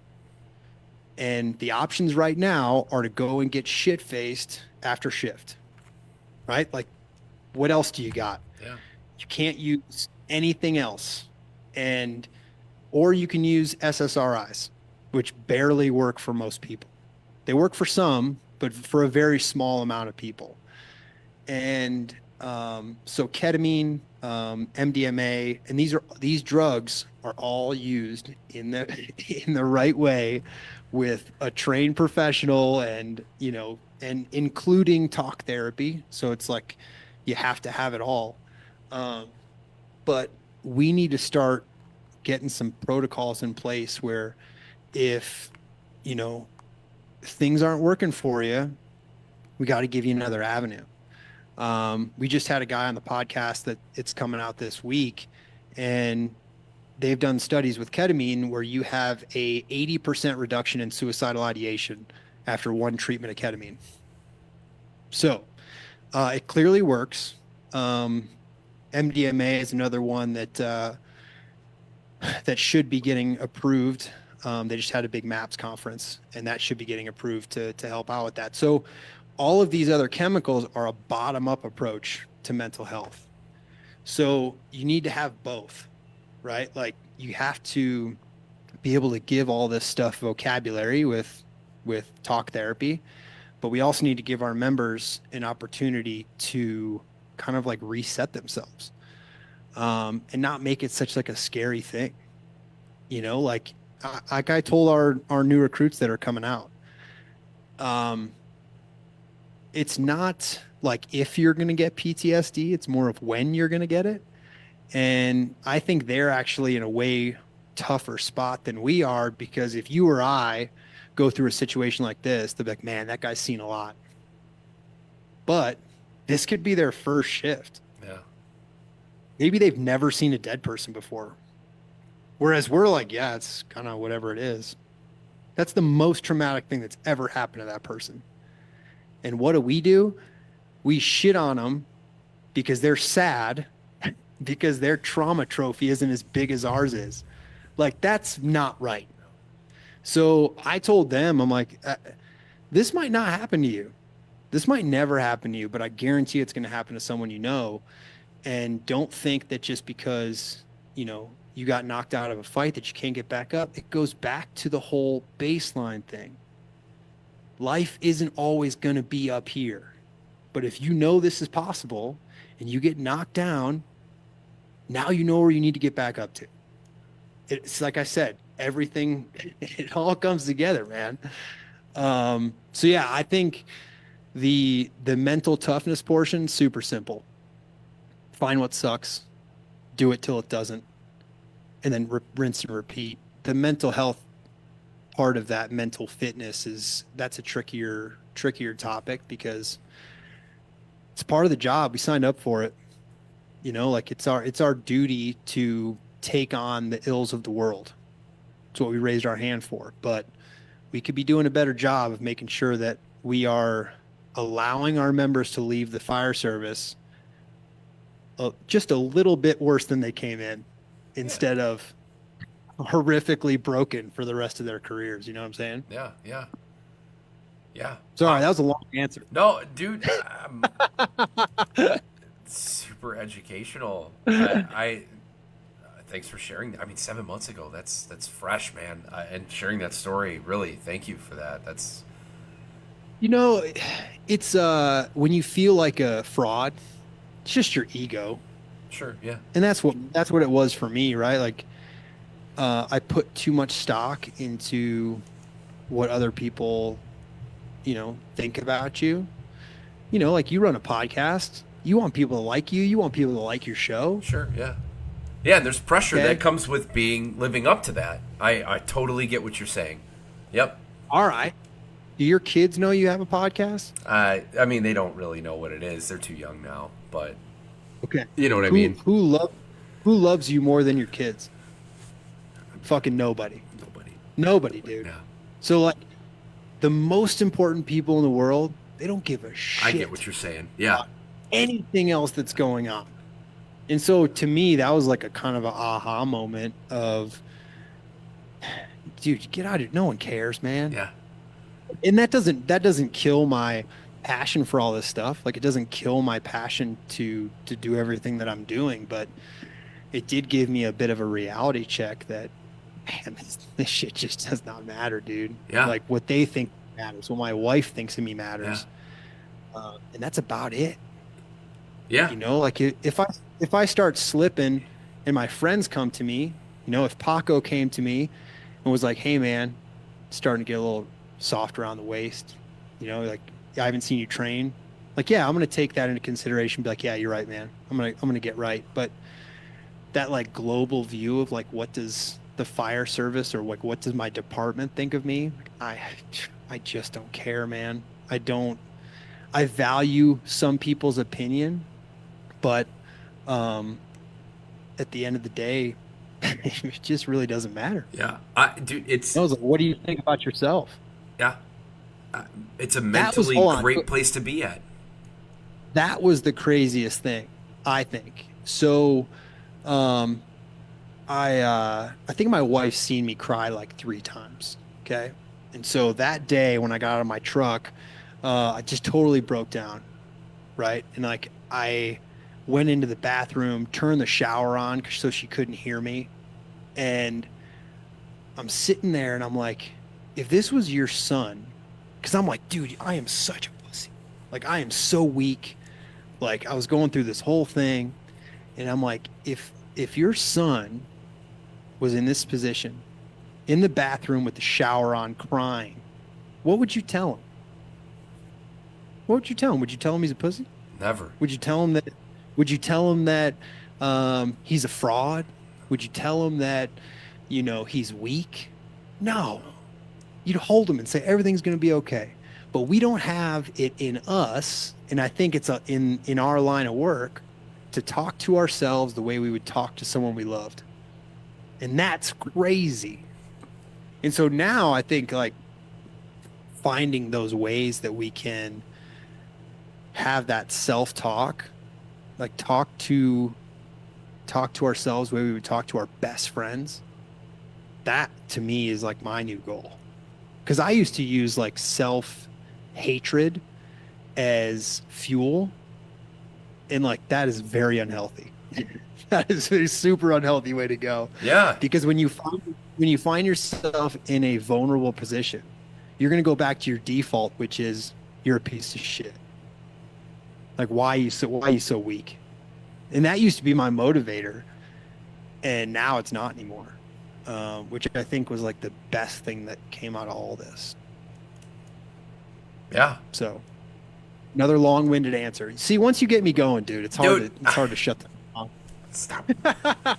Those answers can be as long-winded as they need to be. It's stuff. So personally, I've never heard anyone really talk about it in this way before. You know what I mean? Like, so I'm just a guy in the crowd for this in the same way, but like hearing you say things, and I can think and draw parallels to my own life and my own journey through mental fitness and the ups and downs that come with this career and with life in general. And the self-talk is a huge one, right? And that's something you have control over. Positive self-talk is something that you theoretically you have control over that, and you can make that shift. One of the things that made me laugh, you talk about our kids, and I always think of it, and I don't remember the exact quote, but Dave Grohl, the Foo Fighters, right?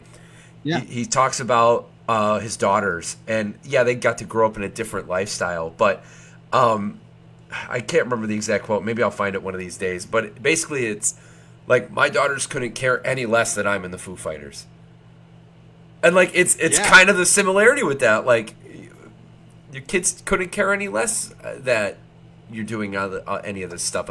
You know what I mean? Like I that's mean, he thinks it's cool I'm a fireman, but he's like, does he honestly care that I can throw a 35? Like, no. yeah. He didn't care.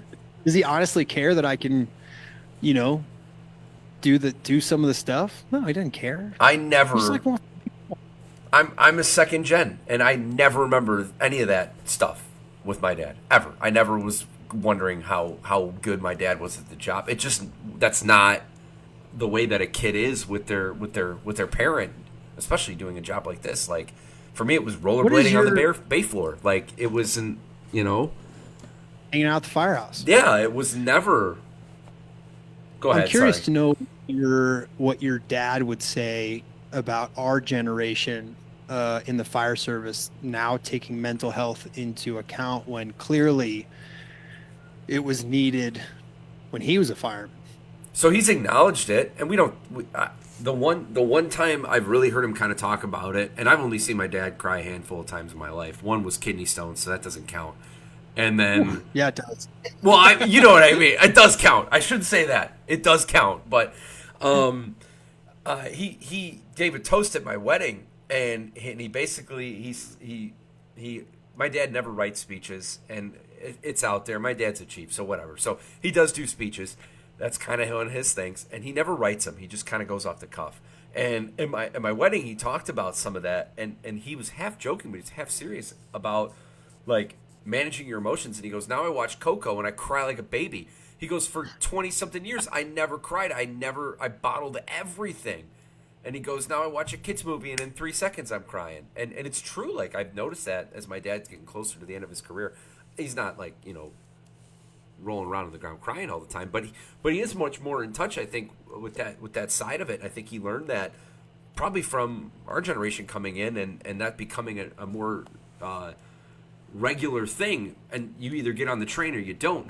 Maybe he has. I don't know. We've never talked about that stuff, but I think that we have to strike a balance though, because This is not a soft job. And so to think that, you're going to go into the firehouse and sing Kumbaya every day, like that ain't it. You need to have that dark humor. You need to have that fire table, you know, toughness. It's got to happen. Yeah. And so we can't lose that. We can't lose that ability um, to say dark things because that is part of our coping mechanism. But we also can't completely like forget about the fact that we need to make sure that we can heal what we have going on so we can go out on that next call. And so I think some departments are going way too far in the other direction and they're not allowing that dark humor. They're not allowing that, even the way that you build your firehouse and you're creating these separations. Like that's your tribe. You need that. You need to be able to say wild shit and not try and censor that. The other half of that is like we need to be better to ourselves and to our crews. Yeah. So I don't know. My dad's retired deputy here, Chief Leidig, says that he never judged. My dad never really judges anyone, takes everyone, and makes his own opinions. So I guess, yeah, maybe over time that's changed and he's figured that out. But yeah, maybe that'd be a fun thing for me to talk to him about, just out of curiosity about that shift between two different generations. I will say my and I know now I'm wiser and I know that someday it will happen, and I'm trying. You try to think of ways to not prevent it, but at least be prepared for it. I used to feel guilty that I didn't feel bad. That was my biggest thing when I first started in the career. Was like they would put me when I started volunteer, and then we started kind of getting into the ambulance stuff, and they would put me with guys my age that hadn't experienced stuff at that point. I was fortunate enough where I got hired part-time young, and unfortunate because I saw a lot of stuff really young. So then by the time I was 23 or 24 years old, like the guys who were hiring were the same age as me and saw nothing, and they would put me on after full rest or something with these guys, and I had no idea that was why. And then I started to hit like, man, am I a dick because I don't feel bad? Like, am I fucked up? And No. I remember it spiraled one day, and whatever, if we're dumping our purses and there's your dark humor. But like, my wife, her friend came over, this is before we got married, and they went out, and I don't know, they just went and did something together, like a girl date. And I'm in the apartment by myself, and out of nowhere, just thunderclap. Total just guilt of everything. Started crying and like freaking out, and I was by myself. Luckily I had my dog who like right away came, and he was right there, and he's not like a therapy dog or anything. He's just a household dog, but he saw it. Every dog's a therapy dog. You're right, yeah. But from then I called I think I called my dad either shortly after or maybe during it, and we had a halfway decent talk about that whole, hey, am I fucked up because I'm not fucked up? And he reassured me that, hey, that's okay. You're all right. You'll figure it out. Like, maybe one day you won't be okay. And, yeah, there's been calls that I wasn't as okay. And there's been calls where little things have made me not okay. So this isn't a one size fits all. Like it has to be personalized. And like for someone to feel like, is this the right, quote unquote, right way to feel? It's the right way for you. Like I take Tom, for example. I've never seen Tom shook in my life, and he's gone through wild stuff. And it's not like he feels like he's any less emotionally intelligent than anybody else, or he doesn't look at me as weak because I went through what I went through.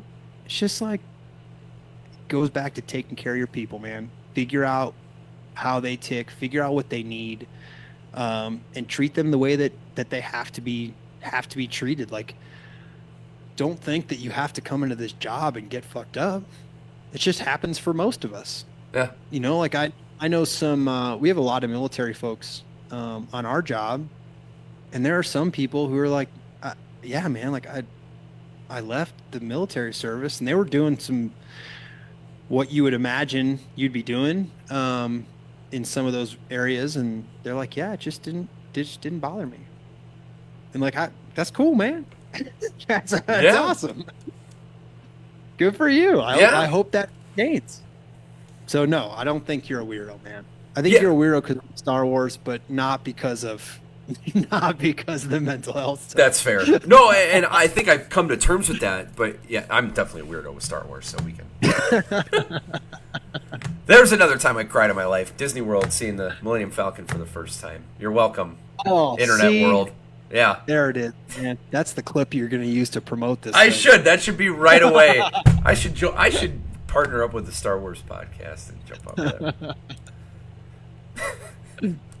It's Wah, awesome, man. wah. Good for you. I used to hide from that shit, and like you were saying with everything else, who fucking cares anymore? Be yourself. Be who you are. There's lean in. Yeah. We've kind of touched on it here and there, but I when I was asking you things you wanted to talk about, parenting came up, and it's really cool that our kids are the same age apart. First off, Yep. like 2 years, and then they're only a year older than mine, so like we're right in the same kind of figuring all this shit out phase Yeah. with children, and you know what it's like being a fire family. Um,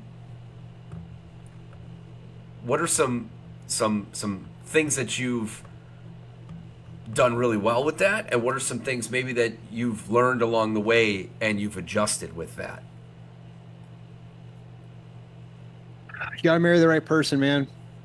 Like if you marry someone who is not on board with this life, it's not going to go well. They might be an incredible person, but my wife is a single mom 2/3 of our life, or a third of our life, sorry. And so she is going to go through more than I will. She will have to deal with more than I will.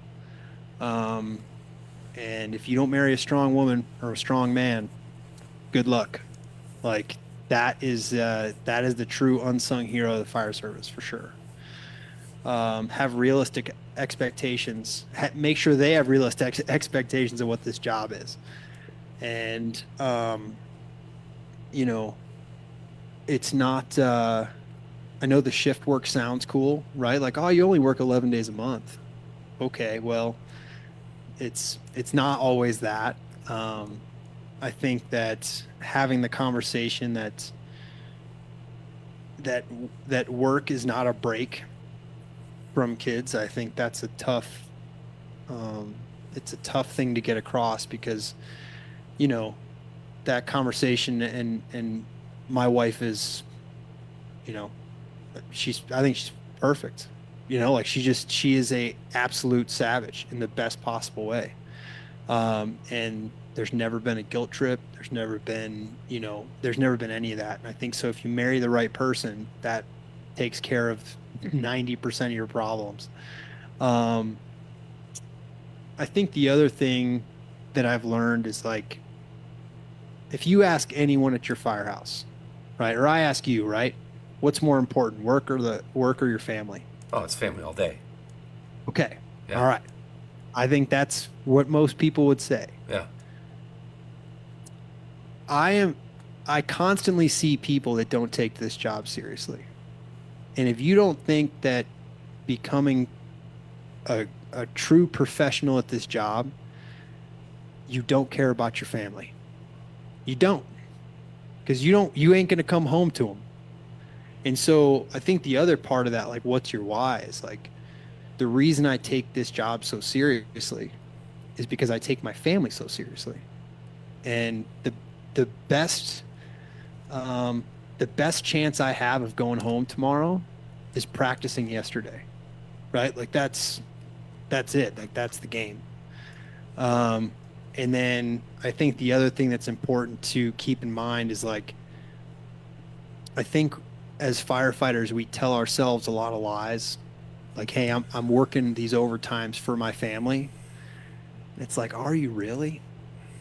Are you really doing this next overtime for your family? Because I guarantee you that if I ask my son, hey, do you want me to have an extra couple $100 or do you want me to hang out with you today? What's he going to say?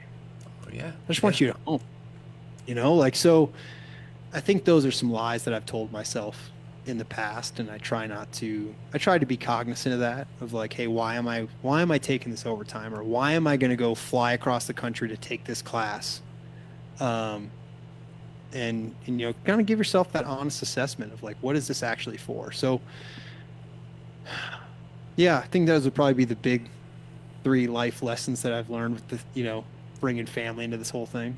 Yeah, I'm trying to my crusade with it is trying to bring them with. So my wife doesn't work. We made that decision after my second son was born that she wasn't going to go back to work.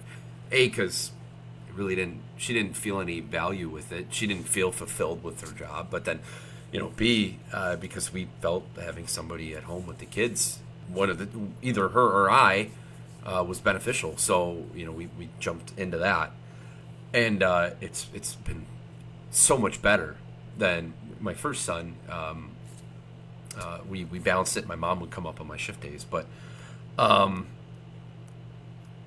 forget where I was going with this. But You're talking about that, bringing them with you. oh yeah, so but because of that, because she doesn't have a job, like we've talked, and our kids are still a little young to be traveling like that, but I really and it hasn't really presented itself, an opportunity.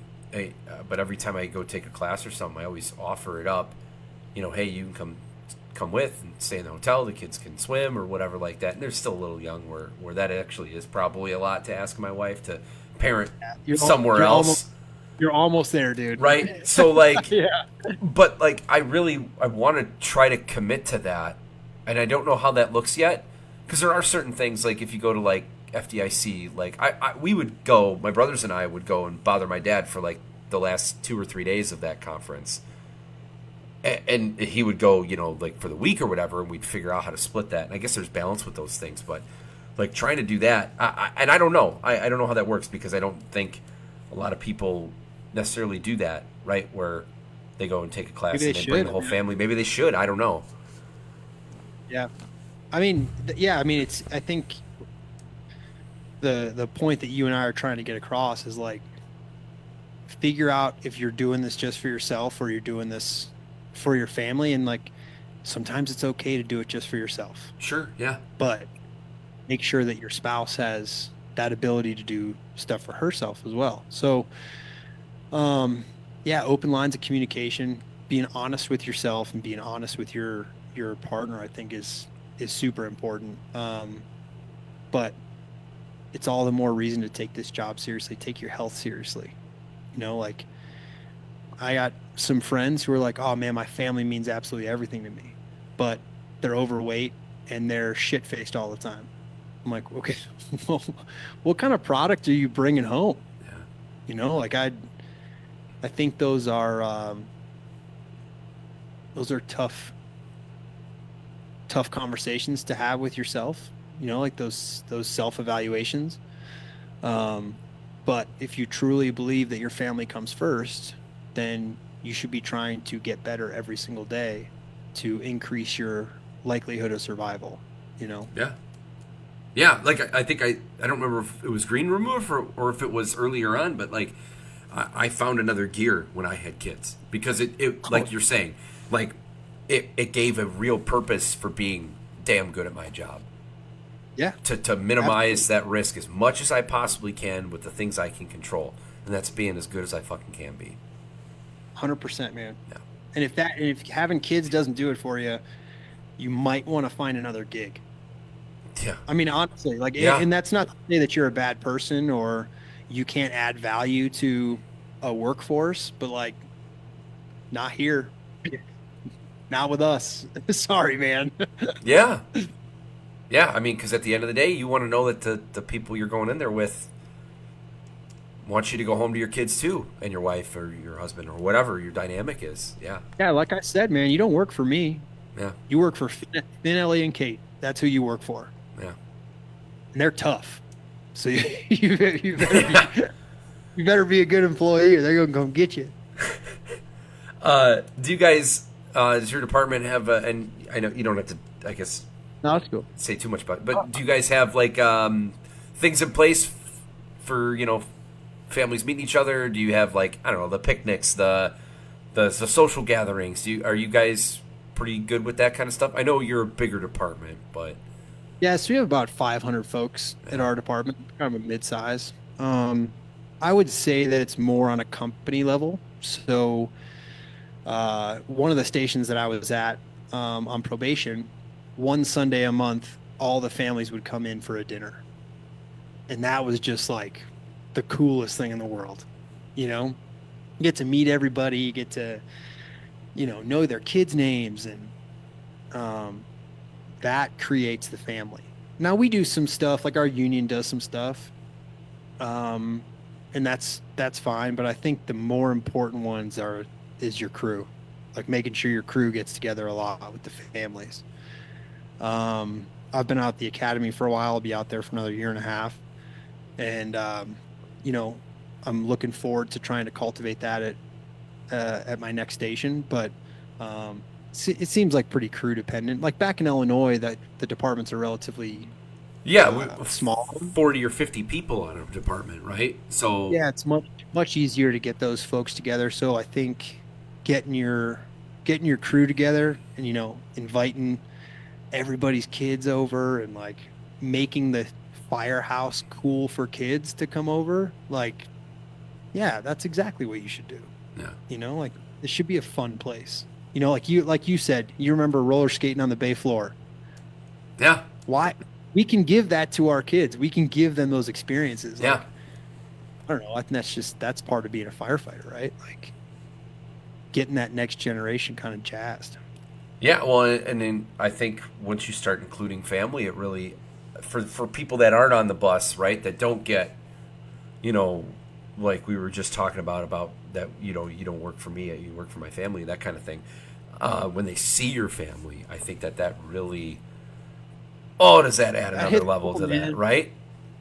And like, Yeah. so one of the guys that just retired, uh, he was miffed because somebody didn't.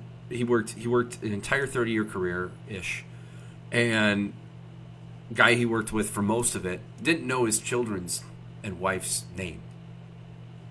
That had worked with him that long, and I was trying to pick some wisdom out of him before he left, and he was basically like, obviously that's messed up. And he said, I don't refer to my wife or my kids, and he used their names, but I'm not going to say them. He goes, I don't refer to them as my wife and my kids. He goes, they have names, and I refer to them by their names.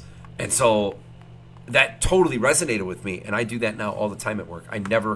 It's Emily, it's Jack, and it's Duncan. I never refer to them as anything other than that at work. And it's actually funny because I've watched other people start to do that too. How that's grown, and Steve was awesome in his retirement for passing stuff like that on. You should humanize them. Mm-hmm. Like, they are more important than the people that you are currently with at the firehouse. Yeah, Like, don't. I think, and what I hope this is going away, is I don't hang out with anyone who talks shit about their wives.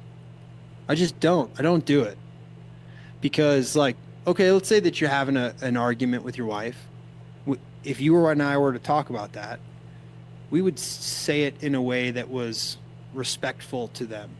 yeah, But the guys I'm talking about. yep, They'll call their wives names. They'll do all this other sorts of jazz. Like, you are not in my circle, dude, because I would never, say any of those things, and certainly not to someone, at the firehouse. Right? Do you ever Like, get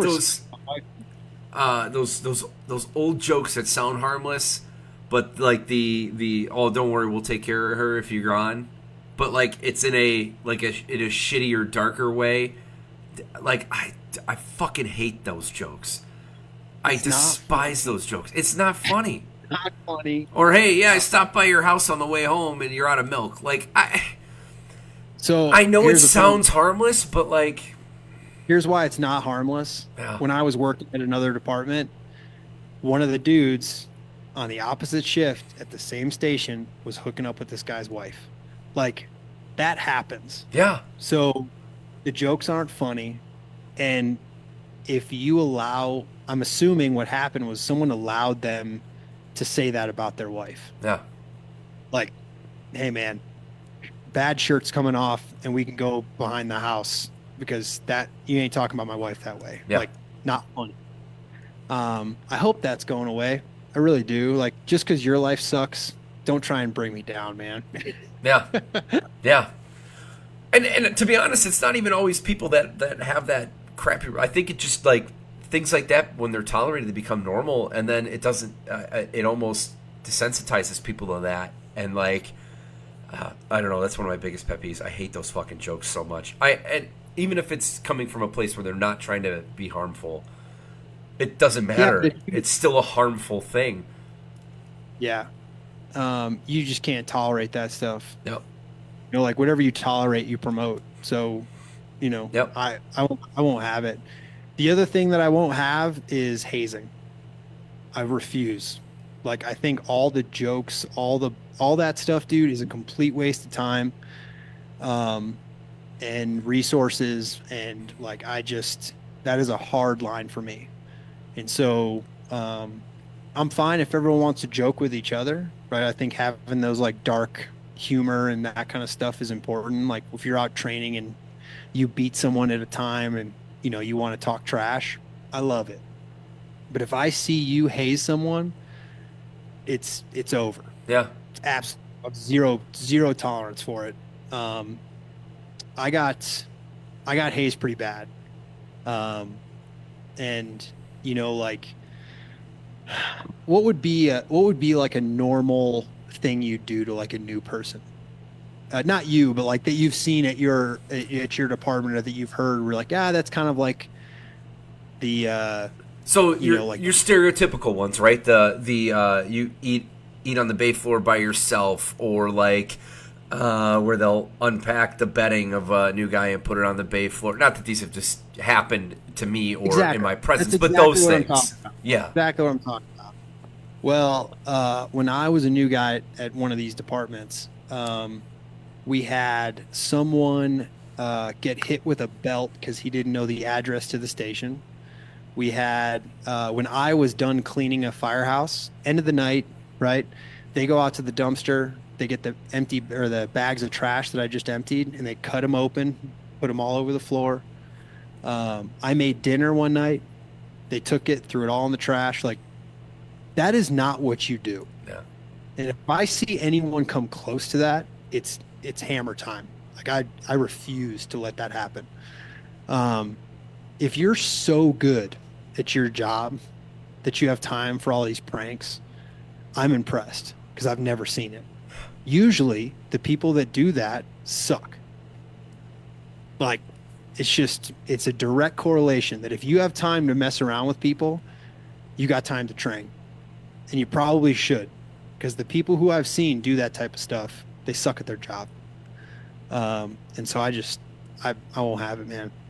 I won't have it. So, yeah, that might be the only hard line I have. Hey, but that's a good one. that's one of them. Yeah. I'm with you. Some of that stuff's it's just bullshit. And for what? Like, what do you hope to get out of it? Because it happened to them. It happened right? to them. That's it. And like hurt people. Yeah. You're just a bully, dude. I don't have time for it. Yeah. Well, I mean, it's the insecurity and stuff just manifests into that crap, and it's just garbage, man. Yeah, Like, it's absolutely. I'll make jokes like anyone else, like we all do, right? But there is a line, and then anyone that says that there isn't a line or that you're supposed to be tough because you're a fireman, like there's a line, man. Like even little dumb things where, there's like just to shut the fuck up for nothing. You know what I mean? Like if people are just having casual conversation about anything, shut the fuck up. When it literally means like, why are you even doing that? Like, why are you being an asshole to him for no reason? Like, The dumb one we do is like if you forget your job shirt at the station, they'll like put it in a bowl of water and they'll freeze it. we got that too. And you know what? I'll admit that I am guilty of leaving my shit around, unfortunately. So I found my shit frozen, but like, why? I don't know. What's the point? Like, let's say that they show up and they're hoping that job shirt or whatever's there because they need it, and now it's frozen. Yep. Like, are you really okay? I left my boots in the bay, and now they're hanging up in the rafters. Like, what is that teaching anybody? I Nothing. don't know. I think it's dumb. I think it's a waste of I time. agree. Um, I think that we get paid a ton of money to do this job. And if anyone else was making the money that we're making, did stuff like that in an office, they'd get fired. No. And so I'm not saying that like we need to be like corporate, No. but have a little bit of respect, That's what it right? Like is, right? Yeah. respect for your job. Like we should be professionals. We are professional firefighters. Yeah. That's some volley shit. Do that in a volunteer department all day long. Go ahead. Don't care. Okay. We did that stuff Sure. in a volunteer department Yeah. and it was funny, but we're professionals. Like act like it. Yeah. You're an adult. Yeah, you're an adult, right? Like, Yeah.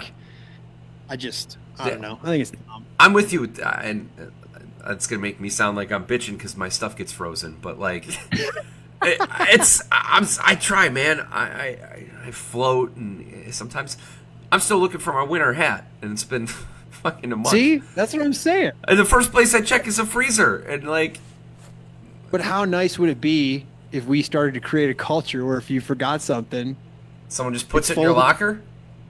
yeah, or like it's folded in the bay, Yeah. and like, hey, I don't know. I've been presented the situation too, where like the culprits, and then they'll leave something out, and you're like, oh, he Don't left. perpetuate. Stop it. I know, right? And then you're like, no, no, no, no, no. Break the cycle. I'm not doing this. Breaking the cycle. Hey, I left your thing in your locker, and then you move on with your life. But That's right.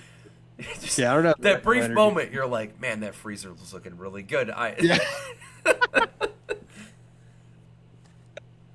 That's funny. It's good to hear somebody else say that that's a bunch of crap, because otherwise, I don't know. Usually when you say stuff like that, people are like, "Oh, you just can't handle the pranks." It's like, no, dude, be a fucking grown man. Like, it's Yeah. they'll Let's put go it out under on the drill.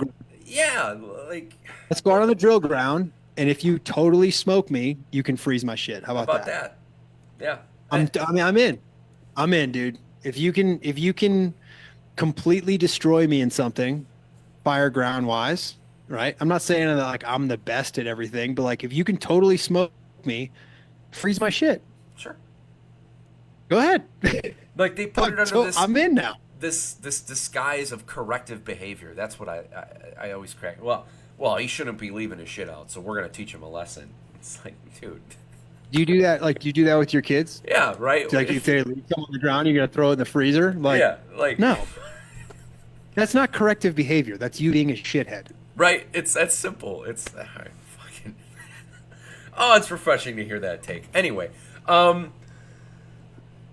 shit. So we've kind of like dipped in and out of this, which is what's made this great. Is like we have the script, if you will, that I'm trying to follow to keep us talking about stuff. But developing the mindset an exceptional firefighter needs, I feel like we've been covering that in I think we mass smashed it. in think everything we we've smashed talked about. Yeah. So let's do this because I love just a shotgun question. Three habits for a firefighter, an exceptional firefighter, should have or try to develop. Wake up early.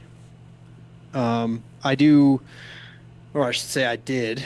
I still do. I'm out at the academy, but even when I come and do overtime shifts, like my morning routine is set. And I get up at 5:30. I'll do a cold plunge. I'll get like my morning nutrition, and then I'll get into work an hour early before I'm supposed to be there. And I stretch. Just kind of like my quiet time in the morning, like whatever that might be for you, but I like to get in the morning and stretch. And then I'll relieve my firefighter or the officer an hour before shift change. I think that's how you should do it. Like that is respectful. If our shift changes at 8, your boots will be off the truck by 7, like guaranteed. And then I immediately put my gear on, like right away. And if I'm on a ladder truck, I'll go out, I'll throw ladders, I'll do mask up drills. And then when I was a backseater on the truck, your job was vertical vent on fire. So I would go out with the saws.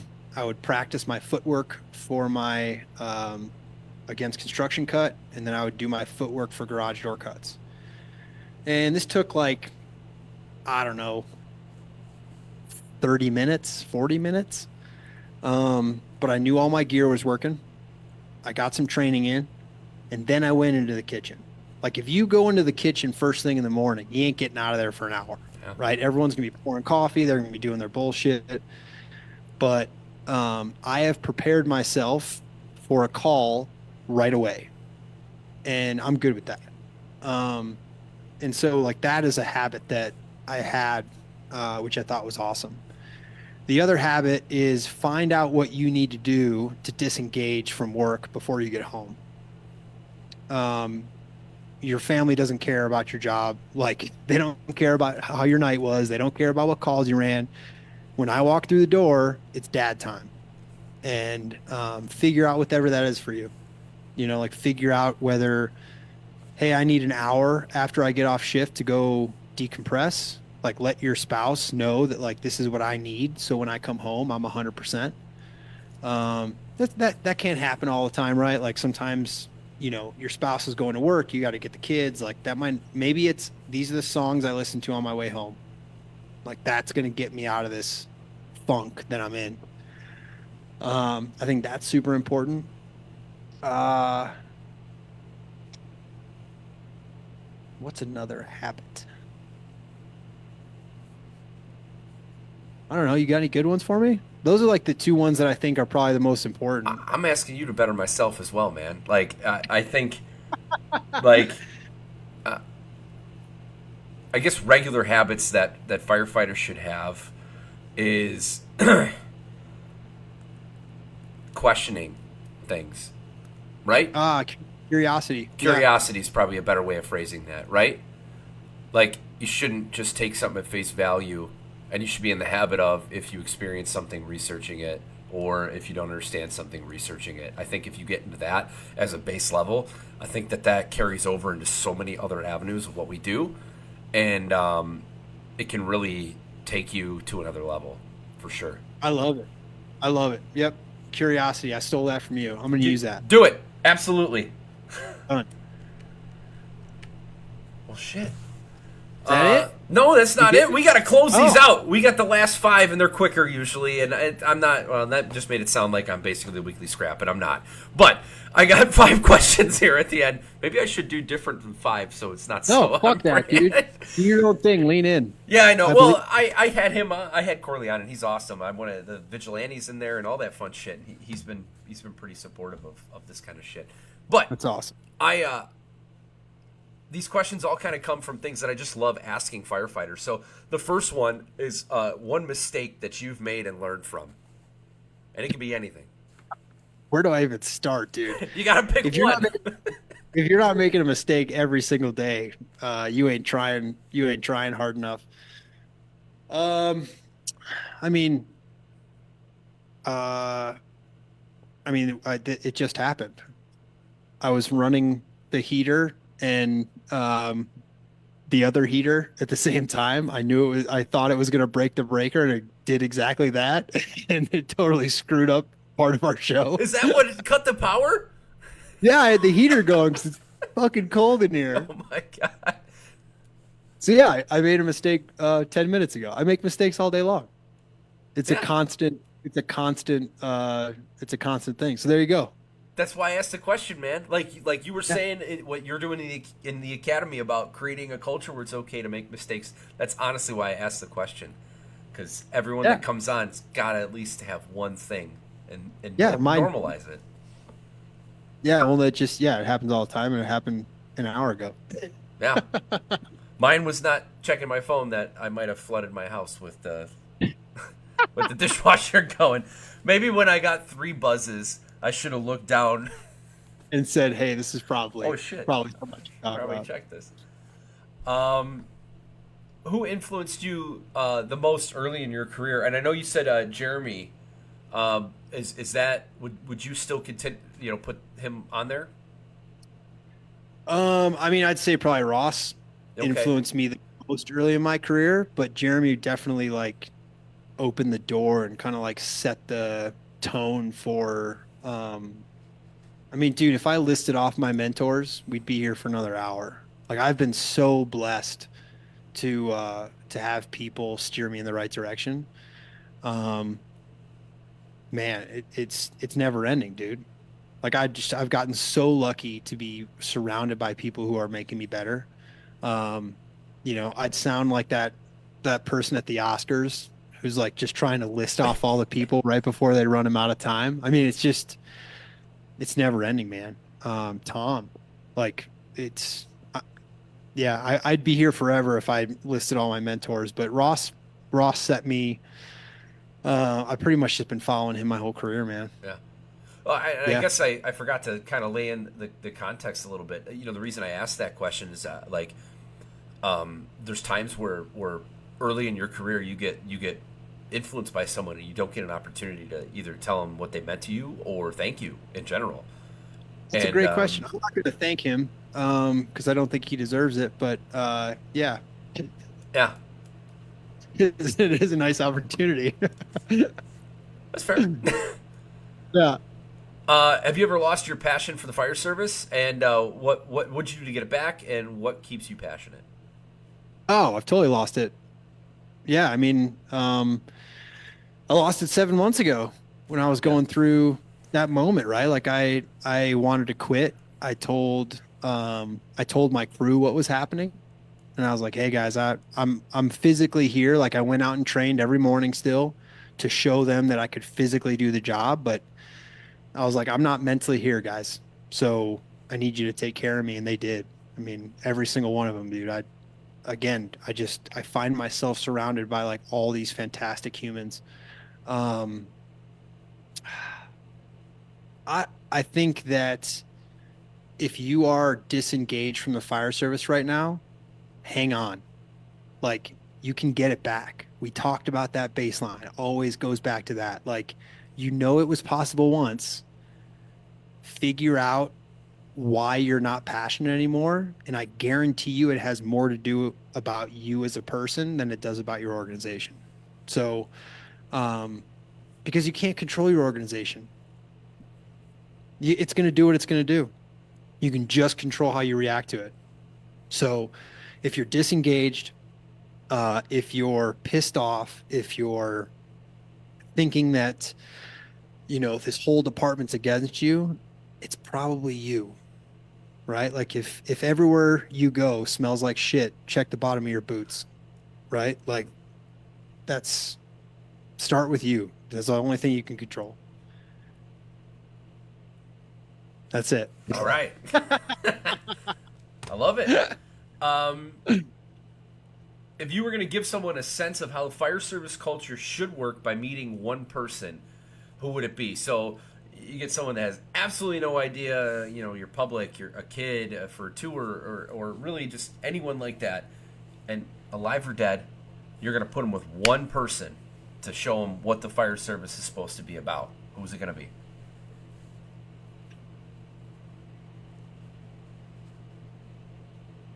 That's a tough question, dude.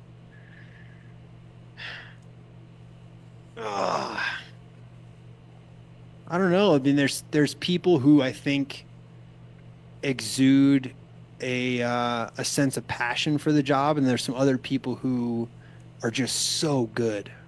Like they're such good firefighters, but they're like very cool, calm, and collected, and they're not gonna like get you excited about it. Sure. Um, I think both are really important. Um,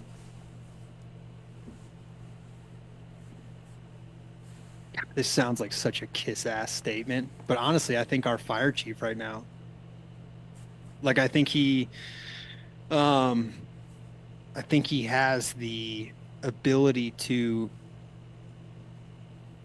be like a fireman's chief. Like I think that we all want to have, but he also has like ridiculously high standards of, like when we were talking about how do you take care of your people, Yeah. right? Like make them better. I'd probably say him, dude. I know everyone in my department's gonna be like, "You kiss ass," like, but honestly, that's the person who probably comes to my mind. That's great. What? Yeah. Hey, I hold no judgment here for the answers. That's it's your own opinion. But Yeah, I mean, lucky you that I know, you're dude. right. Like, I tell you what, I wouldn't have said that, for the last like 15 years of my career, but I feel pretty lucky to be able to say it now. yeah, that's great. Last one. It's a doozy. All right, you ready? We've been doing doozies all night, man. Send it. Best part of the job. Oh, easy around the table, man. I mean, even last night, so we had this big fire. Basically like a whole city block went up. I'm sure you've seen fire engineering had a bunch of pictures on it. And so we're doing fire watch on it the other night, and we're all sitting on the tailboard. It's late, and I looked around and I'm like, I'm gonna miss this. This is the part I'm gonna miss, right? Like, um, just that time with your crew, or like when we're out at the academy, the night's over, we're trashed, we're sitting in the office and like all looking around at each other, like, what the hell just happened? That that's what I'll miss the most. Awesome. Yeah. Cool. I mean, Yeah. unless you got nothing. No, man, I really appreciate the opportunity. I was nervous. I'm never usually on this side of a conversation. So, It is kind of funny, yeah. Usually you're doing the hosting. I'm sure I would be in the same boat. yeah, I mean, it's Roles reversed. you feel much more in control when you're on that side. But Yeah. I really appreciate your time, and I really appreciate how much energy you're putting into this. I know how much it takes, and I have a partner. So the fact that you're doing this by yourself is really impressive. I know that you will get to a point where you think, is this worth it? And why would anyone want to hear me talk? Like, every week I have that conversation with myself. Um, but the fact of the matter is, like, there's a lot of people out there that don't feel like they feel like they're on an island, and you're making them not feel that way. So even though you don't get the recognition, even though you don't get the feedback that you want all the time, just you got to know you're helping people, man. And I appreciate it. I appreciate your work. I appreciate you coming on, and it's really been a lot of fun. We can hang out in the green room a little bit afterwards, too. So, um, Awesome. yeah, this has grown legs beyond what I thought it was going to. So it's been a lot of fun. Cool, man. Well, thank you. Yeah, yeah. Um, I'm thinking about doing that. I posted something for those of you still in here about doing like a live, like call in radio show type thing. I don't really know exactly how I'm going to do that, but I wanted to do a year wrap up, but not about me, about you. So if you are listening, I'm going to try to do it the last week of December, and I'm going to try to figure out how to get you, the audience, to come in, share trainings, calls, things you learned over the year. I don't know what that looks like, and I'm totally winging it, and I thought I was better with technology than I am, so we'll see how that goes, so bear with me. But keep an eye out for that. Otherwise, Craig, thanks again for coming on the Yeah, show. man. It was really cool. Thanks so much. I appreciate it. And with that, have a nice night, everyone.